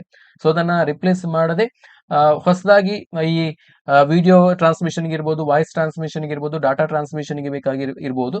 So ಇವೆಲ್ಲದೂ ಕೂಡ ಒಂದು ಹೊಸತಾದಂತಹ ಒಂದು ನೆಟ್ವರ್ಕ್ ವ್ಯವಸ್ಥೆ ಬಂದಿದೆ. ಅದನ್ನು ನಾವು ಇಂಟಿಗ್ರೇಟೆಡ್ ಸರ್ವಿಸಸ್ ನೆಟ್ವರ್ಕ್ ಅಥವಾ ISDN ಅಂತೇಳಿ ಕರಿತೇವೆ. ಹಾಗಾಗಿ ಆಪ್ಷನ್ ಡಿ ಇದಕ್ಕೆ ಸರಿಯಾದಂತ ಉತ್ತರ. ಸೊ ಇಲ್ಲಿ ಕೊಟ್ಟಿರ್ತಕ್ಕಂಥ ಇತರ ಆಯ್ಕೆಗಳು ಆಪ್ಷನ್ ಎ ಅನ್ನು ನೋಡಿ. ಇಂಟರ್ನೆಟ್ ಸರ್ವಿಸ್ ಪ್ರೊವೈಡರ್ ಅಂತ ಹೇಳಿದ್ರೆ, so internet service provider is A company that provides internet access. So ಗ್ರಾಹಕರಿಗೆ ಇಂಟರ್ನೆಟ್ ಬಳಕೆಯನ್ನು ಒದಗಿಸುವಂತಹ ಟೆಲಿಕಾಂ ಕಂಪನಿಗಳನ್ನ ನಾವು ಇಂಟರ್ನೆಟ್ ಸರ್ವಿಸ್ ಪ್ರೊವೈಡರ್ ಅಂತ ಹೇಳಿ ಕರಿತೇವೆ. ಟೆಲಿಕಾಮ್ಯುನಿಕೇಶನ್ ನೆಟ್ವರ್ಕ್ ಆಗಿರಬಹುದು ಅಥವಾ ಬ್ರಾಡ್ ಬ್ಯಾಂಡ್ ಆಗಿರಬಹುದು, ಕೇಬಲ್ಗಳ ಮುಖಾಂತರ ನಿಮಗೆ ಇಂಟರ್ನೆಟ್ ಸರ್ವಿಸ್ ಅನ್ನ ಪ್ರೊವೈಡ್ ಮಾಡುವಂತದ್ದು. ಟೆಲಿಕಮ್ಯುನಿಕೇಶನ್ ಕಂಪನಿಗಳನ್ನ ಎಕ್ಸಾಂಪಲ್ ಕೊಡ್ಬೇಕಿದ್ರೆ ಏರ್ಟೆಲ್, ಜಿಯೋ, BSNL. ಸೊ ಈ ತರ ಟೆಲಿಕಮ್ಯುನಿಕೇಶನ್ ಕಂಪನಿಗಳನ್ನ ನಾವು ಇಂಟರ್ನೆಟ್ ಸರ್ವಿಸ್ ಪ್ರೊವೈಡರ್ ಗಳಾಗಿ ಎಕ್ಸಾಂಪಲ್ ಗಳನ್ನ ಕೊಡಬಹುದು. ಹಾಗೆಯೇ internet protocol network IPN refers to a network that uses internet protocol for communication. ಈ ಪ್ರಶ್ನೆಗೆ ಇಲ್ಲಿ ಸರಿಯಾದಂತ ಉತ್ತರ ಆಪ್ಷನ್ ಡಿ. ನೆಕ್ಸ್ಟ್ ಕ್ವಶನ್ ಅನ್ನು ನೋಡಿ. ತಂತ್ರಾಂಶ ಮತ್ತು ಯಂತ್ರಾಂಶ ಸಂಯೋಜನೆಯ ಎರಡು ಭಾಗಗಳ ಒಂದೇ ಲ್ಯಾಂಡ್ ಸಂಪರ್ಕಿಸುವ ಅಥವಾ ಎರಡು ಹೊಂದಬಲ್ಲ ಲ್ಯಾಂಡ್ ಸಂದೇಶಗಳನ್ನು ನಿರ್ದೇಶಿಸುವುದು ಸರಿಯಾದ ನೋಡ್ಗಳಿಗೆ ಕರೆಯಲಾಗುತ್ತದೆ. ಈ ಪ್ರಶ್ನೆಯಲ್ಲಿ ಕೂಡ ಭಾಷಾಂತರ ದೋಷ ಇದೆ. ಕ್ವಶನ್ ಪೇಪರ್ ಅಲ್ಲಿ ಇದ್ದದನ್ನೇ ಆಸ್ ಇಟ್ ಈಸ್ ಕೊಟ್ಟಿದ್ದಾನೆ. ಇಂಗ್ಲಿಷ್ ವರ್ಷನ್ ಅಲ್ಲಿ ನೋಡಿ. ಸೊ ಇನ್ ಕೇಸ್ ನಿಮಗೆ ಕೆಸೆಟ್ ಪರೀಕ್ಷೆಯಲ್ಲಿ ಈ Kannada version and English version ಇರುವಂತಹ ಪ್ರಶ್ನೆಗಳ ಮಧ್ಯೆ ಏನಾದ್ರೂ ನಿಮಗೆ ಗೊಂದಲಗಳು ಇದ್ರೆ ನೀವು ಇಂಗ್ಲಿಷ್ ವರ್ಷನ್ ಅಲ್ಲಿ ಇರುವಂತಹ ಪ್ರಶ್ನೆಯನ್ನೇ ಫೈನಲ್ ಆಗಿ ಕನ್ಸಿಡರ್ ಮಾಡಬೇಕು. ಅದನ್ನೇ ಕರ್ನಾಟಕ ಪರೀಕ್ಷಾ ಪ್ರಾಧಿಕಾರ ಕೂಡ ಕನ್ಸಿಡರ್ ಮಾಡುವಂತದ್ದು. ಆ combination of hardware and software which links two parts of the same LAN or two compatible LANs by directing message to the correct node is, so it is called as router ಅಂತ ಹೇಳಿ ಕರಿತೇವೆ. ಇದನ್ನು ನಾವು router ಅಂತ ಹೇಳಿ ಕರಿತೇವೆ ಅಥವಾ router ಅಂತ ಕೂಡ ಪ್ರೊನೌನ್ಸಿಯೇಷನ್ ಇದೆ. A router is a networking device that provides data packets between computer networks, performs the traffic directing functions on the internet. A router connects two or more data lines from the different networks. So router ನ ಕೆಲಸವೇ ಅದು internet ಸಂಪರ್ಕವನ್ನ computer ಗಳಿಗೆ ಒದಗಿಸುವಂತದ್ದು. So internet service provider ಗಳಿಂದ signal ಅನ್ನ receive ಮಾಡಿಕೊಂಡು connect ಆಗಿರ್ತಕ್ಕಂಥ ಸಿಸ್ಟಮ್ಸ್ ಗಳಿಗೆ ಇಂಟರ್ನೆಟ್ ಸಂಪರ್ಕವನ್ನ ಒದಗಿಸುವಂತದ್ದು. ಹಾಗಾಗಿ ಆಪ್ಷನ್ ಬಿ ಇದಕ್ಕೆ ಸರಿಯಾದಂತದ್ದು. Option B router or router. Dash is a process of searching bugs in a software. ಒಂದು ತಂತ್ರಾಂಶದಲ್ಲಿರುವ ನ್ಯೂನತೆಗಳನ್ನ ಹುಡುಕುವ ಪ್ರಕ್ರಿಯೆಯನ್ನ ಏನಂತೇಳಿ ಕರೀತೇವೆ. ಸೊ ಒಂದು ಸಾಫ್ಟ್ವೇರ್ ನಲ್ಲಿ ಇರುವಂತಹ ದೋಷಗಳನ್ನ ಅಥವಾ ನ್ಯೂನತೆಗಳನ್ನ ಹುಡುಕುವಂತಹ ಪ್ರಕ್ರಿಯೆಯನ್ನ ನಾವು ಡಿಬಗ್ಗಿಂಗ್ ಅಂತೇಳಿ ಕರಿತೇವೆ. ಡಿಬಗ್ಗಿಂಗ್ ಅಂತೇಳಿ ಕರಿತೇವೆ. ಸೊ ಆ ಪ್ರೋಗ್ರಾಮ್ ಅಥವಾ ಆ ಸಾಫ್ಟ್ವೇರ್ ನಲ್ಲಿ ಇರುವಂತಹ ಬಗ್ ಅನ್ನ ರಿಮೂವ್ ಮಾಡುವಂತಹ ಪ್ರಕ್ರಿಯೆಯನ್ನ ನಾವು ಡಿಬಗ್ಗಿಂಗ್ ಅಂತೇಳಿ ಕರಿತೇವೆ. ಬಗ್ ಅನ್ನ ರಿಮೂವ್ ಮಾಡುವಂತದ್ದು debugging. Debugging is the process of identifying, analyzing and removing errors or bugs from computer hardware or software. ಮುಂದಿನ ಪ್ರಶ್ನೆಯನ್ನು ನೋಡಿ. PDF is an abbreviation of PDF ನ ವಿಸ್ತೃತ ರೂಪ. ಸೊ PDF ನ ಫುಲ್ ಫಾರ್ಮ್ ಅನ್ನು ಕೇಳಿದರೆ ಪೋರ್ಟೇಬಲ್ ಡಾಕ್ಯುಮೆಂಟ್ ಫೈಲ್. PDF ನ ವಿಸ್ತೃತ ರೂಪ portable document file. Option C ಸರಿಯಾದಂತ ಉತ್ತರ. ಮುಂದಿನ ಪ್ರಶ್ನೆಯನ್ನು ನೋಡಿ. 4GB is equal to 4GB ಇದಕ್ಕೆ ಸಮಾನವಾಗಿರುತ್ತದೆ ಅಂತ ಹೇಳಿ ಕೊಟ್ಟಿದ್ದಾರೆ. ಸೊ ಇದನ್ನ ಸಾಲ್ವ್ ಮಾಡಬೇಕಿದ್ರೆ ನಿಮಗೆ ಬೇಸಿಕ್ ಆಗಿ ಒಂದಷ್ಟು ಮಾಹಿತಿಗಳು ಗೊತ್ತಿರಬೇಕು. ಸೊ ನೋಡಿ 1GB ಅಂತ ಹೇಳಿದ್ರೆ 1GB ಅಂತ ಹೇಳಿದ್ರೆ 1024 MB. 1GB ಅಂತ ಹೇಳಿದ್ರೆ 1024 MB. ಹಾಗೆ 1 MB ಅಂತ ಹೇಳಿದ್ರೆ 1024 KB. 1024 KB. ಈ 1024 KB ಅನ್ನ ನಾವು 2 ಘಾತ 10 ಅಂತೇಳಿ ಬರೀಬಹುದು. 2 to the power 10 ಅಂತೇಳಿ ಬರೀಬಹುದು. 2ನ್ನ 10 ಸಲ ಗುಣಿಸುವಂತದ್ದು 2 to the power 10 ಅಂತೇಳಿ ಬರೀಬಹುದು. ಹಾಗೇನೆ 1 KB. ಸೊ 1 KB ಅಂತ ಹೇಳಿದ್ರೆ 2 ಘಾತ 10 ಬೈಟ್ಸ್ ಅಂದ್ರೆ 1024 ಬೈಟ್ಸ್. 1024 ಬೈಟ್ಸ್ ಅನ್ನು ನಾವು 10 to the power 10 ಬೈಟ್ಸ್ ಅಂತ ಕೂಡ ಬರೀಬಹುದು. ಸೊ ಇದರ ಪ್ರಕಾರ 1GB ಅನ್ನು ನಾವು ಬೈಟ್ಸ್ ನಲ್ಲಿ ಬರೀಬೇಕಿದ್ರೆ 2 ಘಾತ 10, ಇಲ್ಲಿ 2 ಘಾತ 10 ಇದೆ. ಹಾಗೇನೆ ಇಲ್ಲಿ ಕೂಡ 2 ಘಾತ 10 ಇದೆ. ಹಾಗೇನೆ 2 ಘಾತ 10 ಇದೆ. ಹಾಗಾಗಿ ಈ 2 ಘಾತ 10 ಪರಸ್ಪರ ಗುಣಿಸಬೇಕು. 1GB equal to 2 to the power 10 into 2 to the power 10 into 2 to the power 10 bytes. ಇಷ್ಟು ಬೈಟ್ಸ್ಗಳು. 1GB equal to 2 to the power 10 2 to the power 10 into 2 to the power 10 bites. So ಇಲ್ಲಿ ಮಲ್ಟಿಪ್ಲಿಕೇಶನ್ ಅಲ್ಲಿ ನೋಡ್ಕೊಳ್ಳಿ. 2 to the power 10 2 to the power 10 2 to the power 10 ಎಲ್ಲದರದ್ದು ಕೂಡ base same ಇದೆ, ಆಧಾರ same ಇದೆ. So base same ಇದ್ದಾಗ ನಿಮಗೆ ಘಾತಾಂಕಗಳ ನಿಯಮ ಗೊತ್ತಿರಬಹುದು. a to the power m into a to the power n ಇದ್ದಂತ ಸಂದರ್ಭದಲ್ಲಿ ನಾವೇನ್ ಮಾಡ್ತೇವೆ ಅಂತ ಹೇಳಿದ್ರೆ a to the power ಇದನ್ನ ಗುಣಿಸಿದಾಗ a to the power m plus n ಅಂತೇಳಿ ಬರೀತೇವೆ. ಘಾತಾಂಕಗಳ ನಿಯಮ, ಪವರ್ಸ್ ಈ ತರ ನಾವು ಬರೀತೇವೆ. ಸೊ ಹಾಗಾಗಿ 1GB equal to 2 to the power 10 plus 10 plus 10. So ಎಲ್ಲವನ್ನು ಕೂಡ 10 10 10 ಆಡ್ ಮಾಡ್ತಾ ಹೋಗ್ಬೇಕು. ಇಷ್ಟು ಬೈಟ್ಸ್ಗಳು. ಸೊ ಘಾತಾಂಕ ನಿಯಮದ ಪ್ರಕಾರ a to the power m into a to the power n ಅಂತ ಇದ್ದ ಸಂದರ್ಭದಲ್ಲಿ ಆಧಾರ ಸೇಮ್ a ಇದೆ. m ಪ್ಲಸ್ n ಅಂತೇಳಿ ನಾವು ಮಲ್ಟಿಪ್ಲೈ ಮಾಡಿ ಬರಿತೇವೆ. ಸೊ ಅದರ ಪ್ರಕಾರ ಈ 10 ಪ್ಲಸ್ 10 ಪ್ಲಸ್ 10 ಮೂರನ್ನು ಕೂಡ ಸೇರಿಸಿದಾಗ 2 ಘಾತ 30 ಅಂತ ಆಗ್ತದೆ. 2 to the power 30 ಬೈಟ್ಸ್. ಪ್ರಶ್ನೆಯಲ್ಲಿ ಕೇಳಿರುವಂತದ್ದು 4GB is equal to. So ನಮಗೆ ಇಲ್ಲಿ ನೋಡಿ 1GB ಈಕ್ವಲ್ ಟು ಗೊತ್ತಿದೆ. 1GB equal to 2 to the power 30 bytes ಅಂತೇಳಿ ಬರೆದಿದ್ದೇವೆ. 1GB equal to 2 to the power 30 bytes. ಇಷ್ಟು ಬೈಟ್ಸ್. ನಮಗೆ ಬೇಕಾಗಿರುವಂತದ್ದು 4GB ಅಲ್ವಾ? ಹಾಗಾಗಿ 4GB ಬೇಕಿದ್ರೆ 4 into 30 4 into 2 to the power 30 bytes ಇಷ್ಟಾಯ್ತು. ಈ 4 ಅನ್ನ ನಾವು 2 to the power 2 ಅಂತೇಳಿ ಬರೀಬಹುದು. 2 ಅಂತೇಳಿ ಬರೀಬಹುದು ಅಲ್ವಾ? ಇಂಟು ಇಲ್ಲಿ ಇದ್ದಂತದೆ 2 to the power 30 bites. So ಇದನ್ನ ಇನ್ನು ಘಾತಕ ನಿಯಮದ ಪ್ರಕಾರ ನಾವು ಸಿಂಪ್ಲಿಫಿಕೇಶನ್ ಅನ್ನು ಮಾಡಿದಾಗ a to the power m into a to the power n ಇದ್ದಂತ ಸಂದರ್ಭದಲ್ಲಿ a to the power m into a to the power m plus n ಅಂತೇಳಿ ನಾವು ಮಲ್ಟಿಪ್ಲಿಕೇಶನ್ ಮಾಡಿ ಬರೀತೇವೆ. ಹಾಗಾಗಿ 2 to the power 2 ಪ್ಲಸ್ 30 ಅಂತ ಆಯ್ತು. 2 ಪ್ಲಸ್ 30 ಅಂತ ಹೇಳಿದ್ರೆ 2 to the power 32. ಇಷ್ಟು ಬೈಟ್ಸ್ಗಳು. ಮುಂದಿನ ಪ್ರಶ್ನೆಯನ್ನು ನೋಡಿ, VoIP ಎಂದರೆ? ಸೊ VoIP ಯ ಫುಲ್ ಫಾರ್ಮ್ ಅನ್ನು ಕೇಳಿದರೆ, VoIP stands for voice over internet protocol. Option A ಇದಕ್ಕೆ ಸರಿಯಾದಂತ ಉತ್ತರ, ಆಪ್ಷನ್ ಎ. ಸೊ ಮುಂದಿನ ಪ್ರಶ್ನೆಯನ್ನು ನೋಡಿ, DNS ಎಂದರೆ? DNS ನ ಫುಲ್ ಫಾರ್ಮ್ ಅನ್ನು ಕೇಳಿದರೆ, DNS ಅಂತ ಹೇಳಿದ್ರೆ ಡೊಮೈನ್ ನೇಮ್ ಸಿಸ್ಟಮ್ ಅಂತ ಹೇಳಿ ಕರಿತೇವೆ. Domain name system, option D ಸರಿಯಾದಂತ ಉತ್ತರ. ಮುಂದಿನ ಪ್ರಶ್ನೆಯನ್ನು ನೋಡಿ, ಫೈರ್ ವಾಲ್ ಎಂದರೆ? ಫೈರ್ ವಾಲ್ ಅಂದ್ರೆ ಏನು ಅಂತ ಹೇಳಿ ಕೇಳಿದರೆ, ಗಣಕಯಂತ್ರ ಮತ್ತು ಇಂಟರ್ನೆಟ್ ನಡುವೆ ಇರುವ ಒಂದು ಸಾಫ್ಟ್ವೇರ್ ಪ್ರೋಗ್ರಾಮ್ ಅಥವಾ ತಂತ್ರಾಂಶ. ಪ್ರಿಂಟರ್ ಮತ್ತು ಮೆಮೊರಿ ಚಿಪ್ ನಡುವೆ ಇರುವ ಒಂದು ಸಾಫ್ಟ್ವೇರ್ ಪ್ರೋಗ್ರಾಮ್. ಗೋಡೆಯ ಮೇಲೆ ಬೆಂಕಿಯನ್ನ ರಚಿಸುವಂತದ್ದು. ವೈರಸ್ ಅಂತೇಳಿ ಆಯ್ಕೆಗಳನ್ನ ಕೊಟ್ಟಿದ್ದಾರೆ. So firewall means a software program or a piece of hardware between computer and internet connection. ಇದನ್ನ ನಾವು ಫೈರ್ ವಾಲ್ ಅಂತೇಳಿ ಕರಿತೇವೆ. A firewall acts as a barrier either in software or hardware form. ಇದು ಒಂದು barrier ತರ act ಮಾಡ್ತದೆ. So it's primary function is to protect a network or computer system from unauthorised access and malicious attacks from the internet. So ನಮ್ಮ computer system ಅನ್ನ unauthorised access ಇಂದ ಹಾಗೂ ಮಾಲಿಷಿಯಸ್ software ಗಳಿಂದ, virus ಗಳಿಂದ ರಕ್ಷಣೆ ಮಾಡುವಂತದ್ದು ಫೈರ್ ವಾಲ್ಗಳು. ಹಾಗಾಗಿ ಇಲ್ಲಿ ಕೊಟ್ಟಿರ್ತಕ್ಕಂಥ ಆಯ್ಕೆಯಲ್ಲಿ ಆಪ್ಷನ್ ಎ ಸರಿಯಾದಂತ ಉತ್ತರ.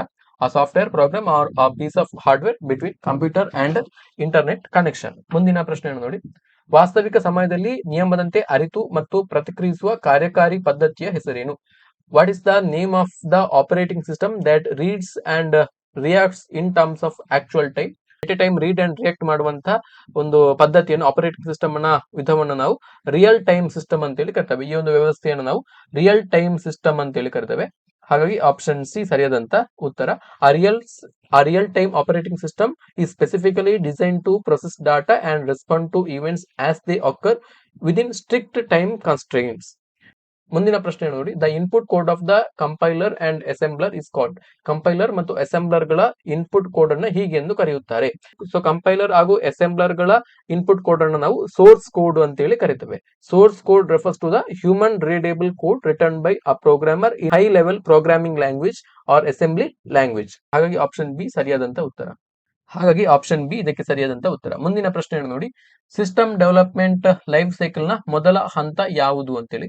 The first step in systems development life cycle is? System development ಇದರ ಮೊದಲ ಹಂತ ಯಾವುದು ಅಂತ. ಸಿಸ್ಟಮ್ ಡೆವಲಪ್ಮೆಂಟ್ ಮಾಡುವಂತಹ ಪ್ರಕ್ರಿಯೆಯಲ್ಲಿ ತುಂಬಾ ಹಂತಗಳನ್ನು ನಾವು ಕಾಣಬಹುದು. ಅದರಲ್ಲಿ ಮೊದಲನೆಯ ಹಂತ ಪ್ರಿಲಿಮಿನರಿ ಇನ್ವೆಸ್ಟಿಗೇಷನ್. ಮೊದಲ ಹಂತ ಪ್ರಿಲಿಮಿನರಿ ಇನ್ವೆಸ್ಟಿಗೇಷನ್ ಆರ್ ಪ್ಲಾನಿಂಗ್ ಅಂತೇಳಿ ಕರಿತೇವೆ. ಮೊದಲ ಹಂತ preliminary investigation or planning. So second step ಬರುವಂತದ್ದು ಎನಾಲಿಸಿಸ್, ಅದನ್ನ ವಿಶ್ಲೇಷಣೆ ಮಾಡುವಂತದ್ದು. ಥರ್ಡ್ ಸ್ಟೆಪ್ ಡಿಸೈನ್, ಅದನ್ನ ಡಿಸೈನ್ ಮಾಡುವಂತದ್ದು. ಫೋರ್ತ್ ಸ್ಟೆಪ್ ಇಂಪ್ಲಿಮೆಂಟೇಷನ್ ಮಾಡುವಂತದ್ದು. Fifth step testing and integration. ಹಾಗೇನೆ ಸಿಕ್ಸ್ತ್ ಸ್ಟೆಪ್ ಅದನ್ನ ಸಿಸ್ಟಮ್ ಡೆವಲಪ್ಮೆಂಟ್ ಅನ್ನ ಮೇಂಟೈನ್ ಮಾಡುವಂತದ್ದು. ಹಾಗಾಗಿ ಪ್ರಶ್ನೆಗೆ ಆಪ್ಷನ್ ಡಿ ಸರಿಯಾದಂತ ಉತ್ತರ.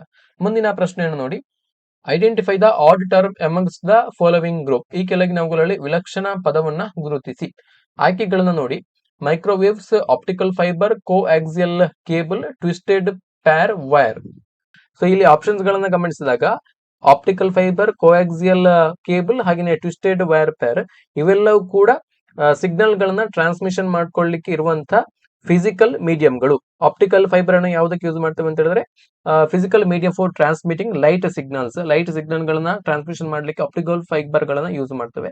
ಹಾಗೆಯೇ ಕೋಆಕ್ಸಿಯಲ್ ಕೇಬಲ್ ಗಳನ್ನ it's A physical medium for transmitting electrical signals ಗಳನ್ನ ನಾವು ಟ್ರಾನ್ಸ್ಮಿಟ್ ಮಾಡ್ಕೊಳ್ಳಿಕ್ಕೆ ಕೋಆಕ್ಸಿಯಲ್ ಕೇಬಲ್ ಗಳನ್ನ ಬಳಸ್ತೇವೆ. ಹಾಗೆಯೇ ಟ್ವಿಸ್ಟೆಡ್ ಪ್ಯಾರ್ ವೈರ್ ಗಳನ್ನ, ಇದು physical medium for electrical signal transmission. ಇದನ್ನು ಕೂಡ ಎಲೆಕ್ಟ್ರಿಕಲ್ ಸಿಗ್ನಲ್ ಗಳ ಟ್ರಾನ್ಸ್ಮಿಷನ್ ಮಾಡ್ಕೊಳ್ಳಿಕ್ಕೆ ನಾವು ಬಳಸ್ತೇವೆ ವೈರ್ಡ್ ಕಮ್ಯುನಿಕೇಶನ್ ಅಲ್ಲಿ.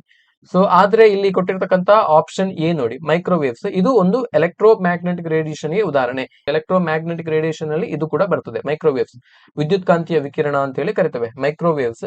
ಹಾಗಾಗಿ ಇಲ್ಲಿ ಗುಂಪಿಗೆ ಸೇರದಂತಹ ಪದ ಆಪ್ಷನ್ ಎ, ಮೈಕ್ರೋವೇವ್. ಮುಂದಿನ ಪ್ರಶ್ನೆಯನ್ನು ನೋಡಿ, FDDIಯು ಒಂದು. FDDI is a. ಆಯ್ಕೆಗಳನ್ನ ಕೊಟ್ಟಿದ್ದಾರೆ, ring network, star network, mesh network, bus network. FDDI is a ring network. So it's a standard for data transmission on fiber optic cables in a local area network that uses a dual ring topology. So ಹಾಗಾಗಿ FDDI ಒಂದು ring network ಗೆ ಉದಾಹರಣೆ, option A. ಮುಂದಿನ ಪ್ರಶ್ನೆಯನ್ನು ನೋಡಿ, ಇದು ತುದಿಯಿಂದ ತುದಿಗೆ ಅಂದ್ರೆ ಅಂಕೀಯ ಡಿಜಿಟಲ್ ಸಂಪರ್ಕವನ್ನು ಎಲ್ಲಾ ಧ್ವನಿ ಡಿಜಿಟೈಸರಿಗೆ ದತ್ತಾಂಶಕ್ಕೆ ಯಥಾಪ್ರತಿಗೆ ಟೆಲಿಮೆಟ್ರಿ ಮತ್ತು ವಿಡಿಯೋ ಅಪ್ಲಿಕೇಶನ್ ಗಳಿಗೆ ಒದಗಿಸುತ್ತದೆ. ಸೊ ಇದಕ್ಕೆ ನಾವು ISDN ಅನ್ನ ಯೂಸ್ ಮಾಡ್ತೇವೆ. ISDN ಆಪ್ಷನ್ ಬಿ ಇದೆ ನೋಡಿ, ISDN ಅನ್ನ ನಾವು ಯೂಸ್ ಮಾಡ್ತೇವೆ. So ISDN stands for integrated services digital network. ಈಗಾಗಲೇ ನಾವು ಪ್ರೀವಿಯಸ್ ಕ್ವಶನ್ ಅಲ್ಲಿ ಡಿಸ್ಕಸ್ ಮಾಡಿದ್ದೇವೆ. So it is set of communication standard design to provide end to end digital connectivity for a wide range of services. ಹಾಗಾಗಿ option B ಸರಿಯಾದಂತ ಉತ್ತರ. ಮುಂದಿನ ಪ್ರಶ್ನೆ ನೋಡಿ, ಸಿಮ್ ಸ್ಟ್ಯಾಂಡ್ಸ್ ಫಾರ್. ಸಿಮ್ ನಾವೆಲ್ಲ ಮೊಬೈಲ್ ನಲ್ಲಿ ಬಳಸುವಂತ ಸಿಮ್ ನ ಫುಲ್ ಫಾರ್ಮ್ ಅನ್ನ ಕೇಳಿದ್ದಾರೆ. ಸೊ ಸಿಮ್ ನ full form subscriber identity module. Subscriber identity module SIM ನ ಫುಲ್ ಫಾರ್ಮ್. ಆಪ್ಷನ್ ಸಿ ಸರಿಯಾದಂತ ಉತ್ತರ. ಮುಂದಿನ ಪ್ರಶ್ನೆಯನ್ನ ನೋಡಿ, ಲೈಟ್ ಎಮಿಟಿಂಗ್ ಡಯೋಡ್ ಏನನ್ನ ಪರಿವರ್ತಿಸುತ್ತದೆ? Light emitting diode converts. So light emitting diode ಅಲ್ಲಿ ಅಥವಾ LED ಅಲ್ಲಿ ಏನಾಗ್ತದೆ ಅಂತ ಹೇಳಿದ್ರೆ, ಸೊ LED ಎಲೆಕ್ಟ್ರಿಕಲ್ ಎನರ್ಜಿಯನ್ನ ಲೈಟ್ ಎನರ್ಜಿಯಾಗಿ ಕನ್ವರ್ಟ್ ಮಾಡ್ತದೆ. ಸೊ ನಾವು LED ಲೈಟ್ ಉರಿಬೇಕಿದ್ರೆ ಅದಕ್ಕೆ ವಿದ್ಯುತ್ ಶಕ್ತಿಯನ್ನ ಸಪ್ಲೈ ಮಾಡಬೇಕು. ಎಲೆಕ್ಟ್ರಿಕಲ್ ಎನರ್ಜಿಯನ್ನ ಸಪ್ಲೈ ಮಾಡಿದ್ರೆ ನಮಗೆ ಬೆಳಕಿನ ಶಕ್ತಿ ಸಿಗ್ತದೆ. ಸೊ ಹಾಗಾಗಿ ಅಲ್ಲಿ ವಿದ್ಯುತ್ ಶಕ್ತಿ ಬೆಳಕಿನ ಶಕ್ತಿಯಾಗಿ ಪರಿವರ್ತನೆ ಆಯಿತು. ಹಾಗಾಗಿ ಆಪ್ಷನ್ ಬಿ ಇದಕ್ಕೆ ಸರಿಯಾದಂತ ಉತ್ತರ. ಮುಂದಿನ ಪ್ರಶ್ನೆಯನ್ನು ನೋಡಿ, ಒಂದು ಕಂಪ್ಯೂಟರ್ ಪ್ರೋಗ್ರಾಮ್ ನಲ್ಲಿರುವ ದೋಷವನ್ನು ಡ್ಯಾಶ್ ಎಂದು ಕರೆಯುತ್ತಾರೆ. An error in a computer program is called as. So it is called as bug. ಇದನ್ನು ನಾವು ಬಗ್ ಅಂತೇಳಿ ಕರೆಯುತ್ತೇವೆ. A bug is the correct form of an error. ಯಾವುದೇ ಒಂದು ಕಂಪ್ಯೂಟರ್ ನ ಹಾರ್ಡ್ವೇರ್ ಅಥವಾ ಸಾಫ್ಟ್ವೇರ್ ನಲ್ಲಿ ಇರುವಂತಹ ದೋಷವನ್ನು ನಾವು ಬಗ್ ಅಂತೇಳಿ ಕರಿತೇವೆ. ಕಂಪ್ಯೂಟರ್ ಪರಿಭಾಷೆಯಲ್ಲಿ ಬಗ್ ಅಂತೇಳಿ ಕರಿತೇವೆ. So it may be error, flaw or fault in a computer program or system that causes it to produce an incorrect or unexpected result or to behave in unintended ways. ಮುಂದಿನ ಪ್ರಶ್ನೆಯನ್ನು ನೋಡಿ, ಈ ಕೆಳಕಂಡದ್ರಲ್ಲಿ search engine ಯಾವುದು? ನೋಡಿ ಇಲ್ಲಿ ಕೊಟ್ಟಿರ್ತಕ್ಕಂಥ ಆಯ್ಕೆಗಳು Facebook, ಇದೊಂದು ಸೋಷಿಯಲ್ ಮೀಡಿಯಾ ಆಪ್. ಇದು ಸರ್ಚ್ ಇಂಜಿನ್ ಅಲ್ಲ, ಸೋಷಿಯಲ್ ಮೀಡಿಯಾ ಆಪ್. ಹಾಗೆಯೇ ಯೂಟ್ಯೂಬ್ ಕೂಡ ವಿಡಿಯೋವನ್ನ ಅಪ್ಲೋಡ್ ಮಾಡುವಂತಹ, ವಿಡಿಯೋವನ್ನ ನೋಡಬಹುದಾದಂತಹ ಒಂದು ಸಾಮಾಜಿಕ ಜಾಲತಾಣ ಯೂಟ್ಯೂಬ್. ಸೊ ಹಾಗೆಯೇ MSN ಅಂತ ಹೇಳಿದ್ರೆ ಮೈಕ್ರೋಸಾಫ್ಟ್ ನೆಟ್ವರ್ಕ್ ಅಂತ ಹೇಳಿ ಕರಿತೇವೆ. Microsoft Network. ಸೊ ಇದೊಂದು ಸರ್ಚ್ ಎಂಜಿನ್ ಗೆ ಉದಾಹರಣೆ. ಸರ್ಚ್ ಇಂಜಿನ್ ಬಿಂಗ್ ಅಂತ ಹೇಳಿ ಇದೆ, ನೋಡಿದ್ದೇವೆ ನಾವು ಪ್ರೀವಿಯಸ್ ಕ್ವಶನ್ ಅಲ್ಲಿ. ಹಾಗೇನೆ ವಿಂಡೋಸ್, ಇದೊಂದು ಆಪರೇಟಿಂಗ್ ಸಿಸ್ಟಮ್. ಇದು ಮೈಕ್ರೋಸಾಫ್ಟ್ ನ ಆಪರೇಟಿಂಗ್ ಸಿಸ್ಟಮ್ ವಿಂಡೋಸ್. ಹಾಗಾಗಿ ಇಲ್ಲಿ ಇದಕ್ಕೆ ಸರಿಯಾದಂತ ಉತ್ತರ MSN, Microsoft Network. So it's a web portal that includes search engine powered by Bing. So Bing ಒಂದು ಸರ್ಚ್ ಇಂಜಿನ್, ಮೈಕ್ರೋಸಾಫ್ಟ್ ನ search engine. So Facebook and YouTube ಈಗಾಗಲೇ ನಾವು ಡಿಸ್ಕಸ್ ಮಾಡಿದಾಗೆ these are social media platforms and video sharing platforms respectively. Facebook social media, ಹಾಗೇನೆ YouTube video sharing platform. So ಹಾಗೇನೆ Windows is an operating system, ಇದೊಂದು operating system. ಹಾಗಾಗಿ ಇಲ್ಲಿ ಇದಕ್ಕೆ ಸರಿಯಾದಂತ ಉತ್ತರ ಆಪ್ಷನ್ ಸಿ MSN. ಮುಂದಿನ ಪ್ರಶ್ನೆಯನ್ನು ನೋಡಿ, ಎನ್ಕ್ರಿಪ್ಷನ್ ಈಸ್ ಗೂಢ ಲಿಪೀಕರಣ ಅಥವಾ ಎನ್ಕ್ರಿಪ್ಷನ್ ಎಂದರೆ? ಸೊ ಎನ್ಕ್ರಿಪ್ಷನ್ ಅಂತ ಹೇಳಿದ್ರೆ ಅನಧಿಕೃತ ಬಳಕೆದಾರರನ್ನ ತಡೆಯಲು ಕಂಪ್ಯೂಟರ್ ಗಳನ್ನ ಕೋಡಿಂಗ್ ಮಾಡುವಂತಹ ಪ್ರಕ್ರಿಯೆಯನ್ನು ನಾವು ಎನ್ಕ್ರಿಪ್ಷನ್ ಅಂತೇಳಿ ಕರಿತೇವೆ. Coding of computers to prevent unauthorised users. So ಈ ಪ್ರಕ್ರಿಯೆಯನ್ನು ನಾವು ಎನ್ಕ್ರಿಪ್ಷನ್ ಅಂತೇಳಿ ಕರಿತೇವೆ. Encryption is a process of encoding information in such a way that only authorised parties can understand it. It involves transforming data into a coding format. ಡಾಟಾವನ್ನ coding ರೂಪದಲ್ಲಿ ನಾವು conversion ಮಾಡುವಂಥದ್ದು. So ಯಾರು ಅಥರೈಸ್ಡ್ ಪರ್ಸನ್ ಗಳು ಇರ್ತವೆ, authorised ಪಾರ್ಟಿಗಳು ಇರ್ತವೆ, ಅವರಿಗೆ ಮಾತ್ರ ಆ ಒಂದು ಇನ್ಫಾರ್ಮೇಶನ್ ಸಿಗುವ ರೀತಿಯಲ್ಲಿ ಯಾವುದೇ ಒಂದು ಮೆಸೇಜ್, ಸಂದೇಶವನ್ನು ನಾವು ಎನ್ಕ್ರಿಪ್ಟ್ ಮಾಡುವಂತ ಪ್ರಕ್ರಿಯೆ. ಹಾಗಾಗಿ ಇಲ್ಲಿ ಈ ಪ್ರಶ್ನೆಗೆ ಸರಿಯಾದಂತ ಉತ್ತರ option B, coding of computers to prevent unauthorised users. ಮುಂದಿನ ಪ್ರಶ್ನೆಯನ್ನು ನೋಡಿ, ಡಿಜಿಟಲ್ ಸಿಗ್ನೇಚರ್ ಮೀನ್ಸ್. ಡಿಜಿಟಲ್ ಸಹಿ ಎಂದರೆ? ಸೊ ಡಿಜಿಟಲ್ ಸಹಿ ಅಂತ ಹೇಳಿದ್ರೆ a digital code that uniquely identifies the content of the message and the sender. So digital ಸಹಿ ಅಂತ ಹೇಳಿದ್ರೆ ಒಂದು ವಿಶಿಷ್ಟವಾದಂತಹ ಡಿಜಿಟಲ್ ರೂಪದಲ್ಲಿ QR ಕೋಡ್ ರೂಪದಲ್ಲಿ ಮಾಡುವಂತಹ ಒಂದು ಸಹಿ. ಸೊ ಇದು ಆ ಸಹಿ ಮಾಡಿದಂತ ವ್ಯಕ್ತಿಯನ್ನ ವಿಶಿಷ್ಟವಾಗಿ ಗುರುತಿಸುವ ಮತ್ತು ಆ ಒಂದು ಅಲ್ಲಿ ಇರ್ತಕ್ಕಂಥ ಮಾಹಿತಿಯನ್ನ ಒದಗಿಸುವಂತ ಒಂದು ವಿಶಿಷ್ಟವಾದಂತಹ ವ್ಯವಸ್ಥೆ ಆಗಿರುತ್ತದೆ. ಹಾಗಾಗಿ ಆಪ್ಷನ್ ಬಿ ಇದಕ್ಕೆ ಸರಿಯಾದಂತ ಉತ್ತರ. A digital signature is a mathematical scheme for demonstrating the authenticity of digital message or documents. ಮುಂದಿನ ಪ್ರಶ್ನೆಯನ್ನು ನೋಡಿ, ಮಾಹಿತಿಯ ಒಂದು ಪ್ರಮಾಣ ಯಾವುದು? What is the unit of information? So any information unit ಅನ್ನು ನಾವು ಬಿಟ್ ಅಂತೇಳಿ ಕರಿತೇವೆ. ಆಪ್ಷನ್ ಬಿ, ಬಿಟ್ ಅಂತೇಳಿ ಕರಿತೇವೆ. ಮುಂದಿನ ಪ್ರಶ್ನೆ, which of the following is not a valid version of MS office? ಈ ಕೆಳಗಿನವುಗಳಲ್ಲಿ ಯಾವುದು MS ಆಫೀಸ್ ನ ಕ್ರಮಬದ್ಧ ಆವೃತ್ತಿ ಎಲ್ಲ? ಆಯ್ಕೆಗಳನ್ನು ನೋಡಿ, Office XP, Office Vista, Office 2007, Office 2010. So ಇಲ್ಲಿ ಆಯ್ಕೆಗಳನ್ನು ಗಮನಿಸಿದಾಗ Office XP Office 2007, Office 2010 so ಇವೆಲ್ಲೂ ಕೂಡ ಮೈಕ್ರೋಸಾಫ್ಟ್ ನ ವಿಂಡೋಸ್ ನ ಆಪರೇಟಿಂಗ್ ಸಿಸ್ಟಮ್ಗಳು ಆಗಿರುತ್ತವೆ. ಸೊ ಆದ್ರೆ ಆಫೀಸ್ ವಿಸ್ತಾ ಅನ್ನುವಂಥದ್ದು ಇದು ಈ ಮೈಕ್ರೋಸಾಫ್ಟ್ ನ ವರ್ಷನ್ ಅಲ್ಲ, ವ್ಯಾಲಿಡ್ ವರ್ಷನ್ ಅಲ್ಲ. ಹಾಗಾಗಿ ಆಪ್ಷನ್ ಬಿ ಇದಕ್ಕೆ ಸರಿಯಾದಂತ ಉತ್ತರ. ಮುಂದಿನ ಪ್ರಶ್ನೆಯನ್ನು ನೋಡಿ, ಇಆರ್ಪಿಯು ಯಾವುದರ ಸಂಕ್ಷಿಪ್ತ ರೂಪವಾಗಿದೆ? ERP is an acronym for. So ERP ಯ ಫುಲ್ ಫಾರ್ಮ್ ಏನಂತ ಹೇಳಿದ್ರೆ ಎಂಟರ್ಪ್ರೈಸ್ ರಿಸೋರ್ಸ್ ಪ್ಲಾನಿಂಗ್ ಅಂತೇಳಿ. ಇಆರ್ಪಿ ಅಂತ ಹೇಳಿದ್ರೆ ಎಂಟರ್ಪ್ರೈಸ್ ರಿಸೋರ್ಸ್ ಪ್ಲಾನಿಂಗ್. ಹಾಗಾಗಿ ಆಪ್ಷನ್ ಸಿ ಸರಿಯಾದಂತ. ಮುಂದಿನ ಪ್ರಶ್ನೆಯನ್ನು ನೋಡಿ, ಟ್ರೋಜನ್ ಹಾರ್ಸ್ ಈಸ್. ಸೊ ಈ ಟ್ರೋಜನ್ ಹಾರ್ಸ್ ಅನ್ನುವಂಥದ್ದು ಏನು ಅಂತೇಳಿ ಕೇಳಿದರೆ, ಈ ಟ್ರೋಜನ್ ಹಾರ್ಸ್ ಅನ್ನುವಂಥದ್ದು it's a type of malware that disguises itself as a legitimate or harmless program to trick users into installing it on their computer. ಇದೊಂದು ಮಾಲಿಷಿಯಸ್ software. So ಹಾಗಾಗಿ ಇಲ್ಲಿ ಕೊಟ್ಟಿರ್ತಕ್ಕಂಥ ಆಯ್ಕೆಯಲ್ಲಿ ಸರಿಯಾದಂತ ಉತ್ತರ option D. A software program that appears legitimate but contain hidden function that cause damage. ಮೇಲ್ನೋಟಕ್ಕೆ ಕಾನೂನುಬದ್ಧವಾಗಿ ಕಾಣಿಸಿ, so but ಆಂತರ್ಯದಲ್ಲಿ ಹಾನಿ ಮಾಡುವಂತ ಕಾರ್ಯಗಳನ್ನ ಒಳಗೊಂಡಂತ ಒಂದು ಸಾಫ್ಟ್ವೇರ್ ಪ್ರೋಗ್ರಾಮ್ ಅನ್ನು ನಾವು ಟ್ರೋಜನ್ ಹಾರ್ಸ್ ಅಂತೇಳಿ ಕರಿತೇವೆ. ಆಕ್ಚುಲಿ ಇದೊಂದು ಮಾಲ್ವೇರ್. ನಮಗೆ ಅದನ್ನು ನೋಡುವಾಗ ಅದು ಲೆಜಿಟಿಮೇಟ್ ಆಗಿರುವಂತಹ ಒಂದು ಸಾಫ್ಟ್ವೇರ್ ಅಥವಾ ಪ್ರೋಗ್ರಾಮ್ ಅಂತೇಳಿ ಕಾಣುತ್ತೆ, ಬಟ್ ಅದು ಕಂಪ್ಯೂಟರ್ನ ಸಿಸ್ಟಮ್ ಅನ್ನ ಹಾಳು ಮಾಡುವಂತ ಗುಣವನ್ನ ಹೊಂದಿದೆ. ಮುಂದಿನ ಪ್ರಶ್ನೆಯನ್ನು ನೋಡಿ, ಬೈನರಿ ಪದ್ಧತಿಯು ಯಾವ ಸಂಖ್ಯೆಗಳನ್ನು ಮಾತ್ರ ಬಳಸುತ್ತದೆ? Binary system of numbers uses only. So ನಮ್ಮ ಈ ಡಿಜಿಟಲ್ ಉಪಕರಣಗಳು ವರ್ಕ್ ಆಗುವಂತದ್ದು ಈ ಬೈನರಿ ಸಿಸ್ಟಮ್ ನ ಆಧಾರದಲ್ಲಿ. ಸೊ ಈ ಬೈನರಿ ಸಿಸ್ಟಮ್ ಅಲ್ಲಿ ಕೇವಲ 2 ಡಿಜಿಟ್ಗಳು ಮಾತ್ರ, ಒಂದು 0 and 1 ಈ ಎರಡು ಡಿಜಿಟ್ಗಳು ಮಾತ್ರ ಇರುವಂತದ್ದು. 0 ಅಂತ ಹೇಳಿದ್ರೆ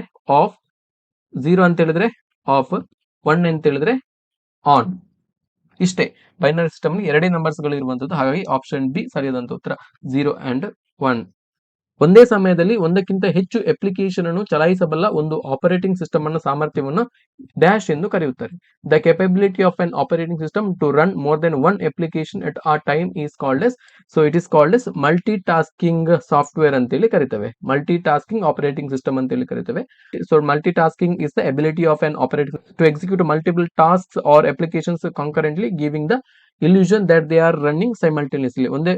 ಏಕಕಾಲಕ್ಕೆ ಹಲವು ಕೆಲಸಗಳನ್ನ ಮಾಡುವಂತ ಸಾಮರ್ಥ್ಯವನ್ನ ಹೊಂದಿರುವಂತ ಆಪರೇಟಿಂಗ್ ಸಿಸ್ಟಮ್ ಗಳನ್ನು ನಾವು ಮಲ್ಟಿ ಟಾಸ್ಕಿಂಗ್ ಆಪರೇಟಿಂಗ್ ಸಿಸ್ಟಮ್ ಅಂತೇಳಿ ಕರಿತೇವೆ. ಹಾಗಾಗಿ ಆಪ್ಷನ್ ಬಿ ಇಲ್ಲಿ ಸರಿಯಾದಂತ ಉತ್ತರ ಆಗುತ್ತೆ. ಮುಂದಿನ ಪ್ರಶ್ನೆಯನ್ನು ನೋಡಿ, ವಿದ್ಯುನ್ಮಾನ ನಿಧಿಗಳ ವರ್ಗಾವಣೆ ವ್ಯವಸ್ಥೆಯು ಡ್ಯಾಶ್ ಅನ್ನು ಉಪಯೋಗಿಸುತ್ತದೆ? Electronic fund transfer system make use of. So electronic fund transfer system ಯಾವ್ದನ್ನು ಯೂಸ್ ಮಾಡ್ತದೆ ಅಂತ ಹೇಳಿದ್ರೆ MICR ಅನ್ನ ಯೂಸ್ ಮಾಡ್ತದೆ. MICR ಅಂತ ಹೇಳಿದ್ರೆ ಮ್ಯಾಗ್ನೆಟಿಕ್ ಇಂಕ್ ಕ್ಯಾರೆಕ್ಟರ್ ರೆಕಗ್ನಿಷನ್ ಅಂತೇಳಿ. So MICR is a technology used primarily in the banking industry to facilitate the process of cheques and other documents. ಚೆಕ್ಗಳಲ್ಲಿ ನೀವು MICR ಕೋಡ್ ಅನ್ನ ಗಮನಿಸಿರಬಹುದು. ಸೊ ಅದು ಮ್ಯಾಗ್ನೆಟಿಕ್ ಇಂಕ್ ಕ್ಯಾರೆಕ್ಟರ್ ರೆಕಗ್ನಿಷನ್ ಗುಣವನ್ನ ಹೊಂದಿರುವಂತ ಕೋಡ್ಗಳು ಆಗಿರುತ್ತವೆ. So ಚೆಕ್ಗಳ ಅಥೆಂಟಿಸಿಟಿನ check ಮಾಡಲಿಕ್ಕೆ ಈ ಒಂದು MICR ಕೋಡ್ಗಳನ್ನ ಯೂಸ್ ಮಾಡಬಹುದು. So it involves characters printed on a special magnetic ink. Specialised magnetic ink ಅಲ್ಲಿ ಕ್ಯಾರೆಕ್ಟರ್ ಗಳನ್ನ ಅಕ್ಷರಗಳನ್ನ ಪ್ರಿಂಟ್ ಮಾಡಿರ್ತಾರೆ. That can be read by a machine ಇಂದ ಅದನ್ನ ರೀಡ್ ಮಾಡಬಹುದು. Enabling efficient and accurate data entry for transaction. Safe ಆದಂತಹ transaction ಅದರ ಮುಖಾಂತರ ಮಾಡಬಹುದು. ಸೊ ಅಥೆಂಟಿಸಿಟಿಯನ್ನು ನಾವು ವೆರಿಫೈ ಮಾಡಬಹುದು. ಹಾಗಾಗಿ ಇಲ್ಲಿ ಕೊಟ್ಟಿರತಕ್ಕಂಥ ಆಯ್ಕೆಯಲ್ಲಿ ಆಪ್ಷನ್ ಎ ಸರಿಯಾದಂತ ಉತ್ತರ. ಮುಂದಿನ ಪ್ರಶ್ನೆಯನ್ನು ನೋಡಿ, which of the following is used for serial access storage only? Serial access storage ಗಳಿಗೆ ಮಾತ್ರ ಈ ಕೆಳಗಿನ ಯಾವುದನ್ನು ಉಪಯೋಗಿಸುತ್ತಾರೆ? ಸೊ ಸೀರಿಯಲ್ ಆಕ್ಸೆಸ್ ಸ್ಟೋರೇಜ್ ಗಳಿಗೆ ಮಾತ್ರ ಉಪಯೋಗಿಸುವಂತ ಸ್ಟೋರೇಜ್ ಡಿವೈಸ್ ಯಾವುದು ಅಂತ ಹೇಳಿದ್ರೆ ಅದು magnetic tape. Option D, magnetic tape ಅನ್ನ ಮಾತ್ರ ಯೂಸ್ ಮಾಡ್ತಾರೆ. ಮ್ಯಾಗ್ನೆಟಿಕ್ ಟೇಪ್ ಗೆ ಉದಾಹರಣೆ ಕೊಡಬೇಕಿದ್ರೆ ಕ್ಯಾಸೆಟ್, ಹಳೆಯ ಕಾಲದಲ್ಲಿ ಬರ್ತಾ ಇದ್ದಂತ ಕ್ಯಾಸೆಟ್ಗಳು. So magnetic tape is a sequential access storage device. So meaning data must be accessed in a linear order. So ಡಾಟಾವನ್ನು ನಾವು ಲೀನಿಯರ್ ಆರ್ಡರ್ ಅಲ್ಲಿ ನಾವು ಆಕ್ಸೆಸ್ ಮಾಡಬಹುದು ಈ ಮ್ಯಾಗ್ನೆಟಿಕ್ ಟೇಪ್ ಗಳಲ್ಲಿ.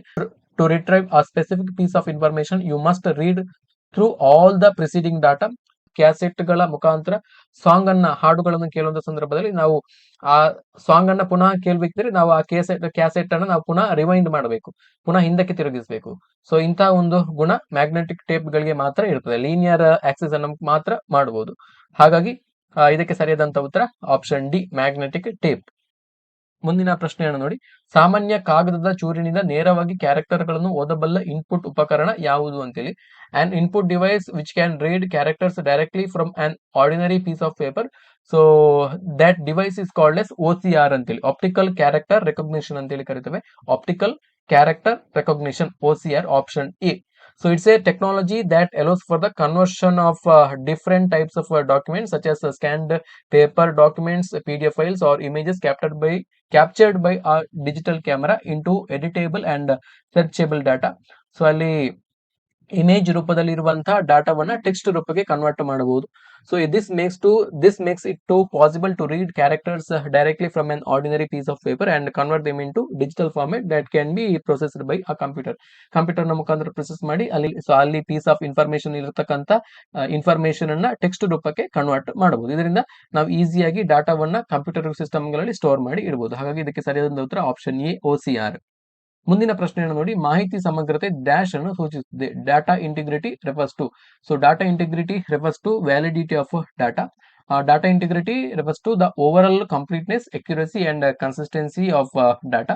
So it ensures that data is valid and reliable throughout its life cycle. So data integrity ಡಾಟಾದ ವ್ಯಾಲಿಡಿಟಿಯನ್ನ ಸೂಚಿಸುತ್ತದೆ. ಮಾಹಿತಿಯ ಸಿಂಧುತ್ವ, ಆಪ್ಷನ್ ಸಿ ಸರಿಯಾದಂತ ಉತ್ತರ. ಮುಂದಿನ ಪ್ರಶ್ನೆಯನ್ನು ನೋಡಿ, ಹಬ್ ನೆಟ್ವರ್ಕ್ ಗಿಂತ ಆದ್ಯತೆಯಲ್ಲಿ ಸ್ವಿಚ್ ಅನ್ನು ಏಕೆ ಉಪಯೋಗಿಸುತ್ತಾರೆ? ವೈ ವುಡ್ ಆ ಸ್ವಿಚ್ ಬಿ ಯೂಸ್ಡ್ ಇನ್ ಆ ನೆಟ್ವರ್ಕ್ ಇನ್ ಪ್ರಿಫರೆನ್ಸ್ ಟು ಆ ಹಬ್? ಸೊ ಇದಕ್ಕೆ ಇಲ್ಲಿ ಸರಿಯಾದಂತ ಉತ್ತರ, ಇದರ ಪ್ರಮುಖವಾಗಿರುವಂತಹ ಉದ್ದೇಶ to reduce network traffic, option A ಸರಿಯಾದಂತ ಉತ್ತರ. Switches are preferred over hubs in a network primarily to reduce network traffic. So ಇಲ್ಲಿ ಒಂದಷ್ಟು ಆಪರೇಟಿಂಗ್ ಸಿಸ್ಟಮ್ ಗಳ ಬಗ್ಗೆ ಕೂಡ ಕೊಡಲಾಗಿದೆ ನೋಡಿ. ಆಪರೇಟಿಂಗ್ ಸಿಸ್ಟಮ್ ಅಥವಾ OS ಗಳಿಗೆ ಎಕ್ಸಾಂಪಲ್ ಗಳನ್ನ ಕೇಳಬಹುದು, ಮ್ಯಾಚ್ ದ ಫಾಲೋವಿಂಗ್ ಅಲ್ಲಿ ಕೇಳಬಹುದು ಅಥವಾ ಡೈರೆಕ್ಟ್ ಆಗಿ ಕೇಳಬಹುದು. ಸೊ ಆಪರೇಟಿಂಗ್ ಸಿಸ್ಟಮ್ ಗಳಿಗೆ ನಾವು ಪ್ರಮುಖವಾಗಿ ಉದಾಹರಣೆಯನ್ನು ಕೊಡೋದಾದ್ರೆ ವಿಂಡೋಸ್ ಒಂದು ಆಪರೇಟಿಂಗ್ ಸಿಸ್ಟಮ್, ಮೈಕ್ರೋಸಾಫ್ಟ್ ನ ಆಪರೇಟಿಂಗ್ ಸಿಸ್ಟಮ್ ವಿಂಡೋಸ್. ಹಾಗೆಯೇ ಮ್ಯಾಕ್ OS ಇದು ಆಪಲ್ ನ ಆಪರೇಟಿಂಗ್ ಸಿಸ್ಟಮ್ ಡೆಸ್ಕ್ ಟಾಪ್ ಅಲ್ಲಿ. ಹಾಗೆಯೇ ಲಿನಕ್ಸ್ ಇದು ಕೂಡ ಒಂದು ಆಪರೇಟಿಂಗ್ ಸಿಸ್ಟಮ್. ಹಾಗೆಯೇ ಕ್ರೋಮ್ OS ಅಂತ ಇದೆ, ಅದು ಕೂಡ ಒಂದು ಆಪರೇಟಿಂಗ್ ಸಿಸ್ಟಮ್. ಹಾಗೆಯೇ ಆಂಡ್ರಾಯ್ಡ್, ಗೂಗಲ್ ನ ಆಂಡ್ರಾಯ್ಡ್ ಆಪರೇಟಿಂಗ್ ಸಿಸ್ಟಮ್. ಹಾಗೆಯೇ iOS ಇದು ಮೊಬೈಲ್ ಗಳಲ್ಲಿ iOS ಆಪರೇಟಿಂಗ್ ಸಿಸ್ಟಮ್ ಆಪಲ್ ಅದು. ಹಾಗೆಯೇ ಯೂನಿಕ್ಸ್ ಇದು ಕೂಡ ಒಂದು ಆಪರೇಟಿಂಗ್ ಸಿಸ್ಟಮ್. ಹಾಗೆಯೇ BSD ಅಂತ ಕೂಡ ಒಂದು ಆಪರೇಟಿಂಗ್ ಸಿಸ್ಟಮ್ ಇದೆ. ಹಾಗೆಯೇ ಉಬುಂಟು ಅಂತ ಕೂಡ ಒಂದು ಆಪರೇಟಿಂಗ್ ಸಿಸ್ಟಮ್ ಇದೆ. ಇವಲ್ಲದೆ ಇನ್ನೂ ಕೆಲವು ಆಪರೇಟಿಂಗ್ ಸಿಸ್ಟಮ್ ಗಳು ಇದಾವೆ, ಅದೆಲ್ಲವನ್ನು ಕೂಡ ನೀವು ಒಂದಷ್ಟು ನೋಡ್ಕೊಳ್ಬೇಕು. ಅವುಗಳ ಬಗ್ಗೆ ಒಂದಷ್ಟು ಮಾಹಿತಿಯನ್ನಾದ್ರೂ ಕೂಡ ನೀವು ತಿಳ್ಕೊಂಡು ಇರಬೇಕು. ಸೊ ಸ್ನೇಹಿತರೆ, ಇವಿಷ್ಟು 2013ರಿಂದ 2024ರವರೆಗೆ ಕಳೆದ ವರ್ಷದವರೆಗೆ ನಡೆದಂತ ಕೆಸೆಟ್ ಪರೀಕ್ಷೆಯ ಸಾಮಾನ್ಯ ಪತ್ರಿಕೆಯಲ್ಲಿ ಬರುವಂತ ಈ ಮಾಹಿತಿ ಮತ್ತು ಸಂವಹನ ತಂತ್ರಜ್ಞಾನ, information and communication technology part ಅಲ್ಲಿ ಯಾವೆಲ್ಲ ಪ್ರಶ್ನೆಗಳನ್ನು ಕೇಳಿದರೆ ಎಲ್ಲವನ್ನು ಕೂಡ ನಾನು ಇಲ್ಲಿ ಡಿಸ್ಕಸ್ ಮಾಡಿದ್ದೇನೆ. ಸುಮಾರು 50ಕ್ಕೂ ಹೆಚ್ಚು ಪ್ರಶ್ನೆಗಳನ್ನು ನಾನು ಇಲ್ಲಿ ಕವರ್ ಮಾಡಿದ್ದೇನೆ. ಸೊ ಎಲ್ಲವೂ ಕೂಡ ಇಂಪಾರ್ಟೆಂಟ್ ಪ್ರಶ್ನೆಗಳನ್ನು ಕೂಡ ನೀವು ಕರೆಕ್ಟ್ ಆಗಿ ನೋಡ್ಕೊಳ್ಳಿ. ಸೊ ಈ ಪ್ರಶ್ನೆಗೆ ಸಂಬಂಧಪಟ್ಟಾಗೆ ಒಂದಷ್ಟು ಎಕ್ಸ್ಟ್ರಾ ಇನ್ಫಾರ್ಮೇಶನ್ ಅನ್ನು ಕೂಡ ನೀವು ತಿಳ್ಕೊಳ್ಳಿ. ಸೊ ಇದ್ರ ಬಗ್ಗೆ ನಿಮ್ಗೆ ಏನೇ ಡೌಟ್ಸ್ ಗಳಿದ್ರು ಕೂಡ ನಮ್ಮ ವಿಡಿಯೋದ ಕಮೆಂಟ್ ಸೆಕ್ಷನ್ ಅಲ್ಲಿ ನೀವು ಕಮೆಂಟ್ ಅನ್ನು ಮಾಡಬಹುದು. ಸೊ ಮುಂದಿನ ವಿಡಿಯೋದಲ್ಲಿ ಇನ್ನೊಂದು ಟಾಪಿಕ್ ಜೊತೆಗೆ ನಿಮ್ಮನ್ನ ಭೇಟಿ ಆಗ್ತಾನೆ. ಥ್ಯಾಂಕ್ ಯು, ನಮಸ್ತೆ.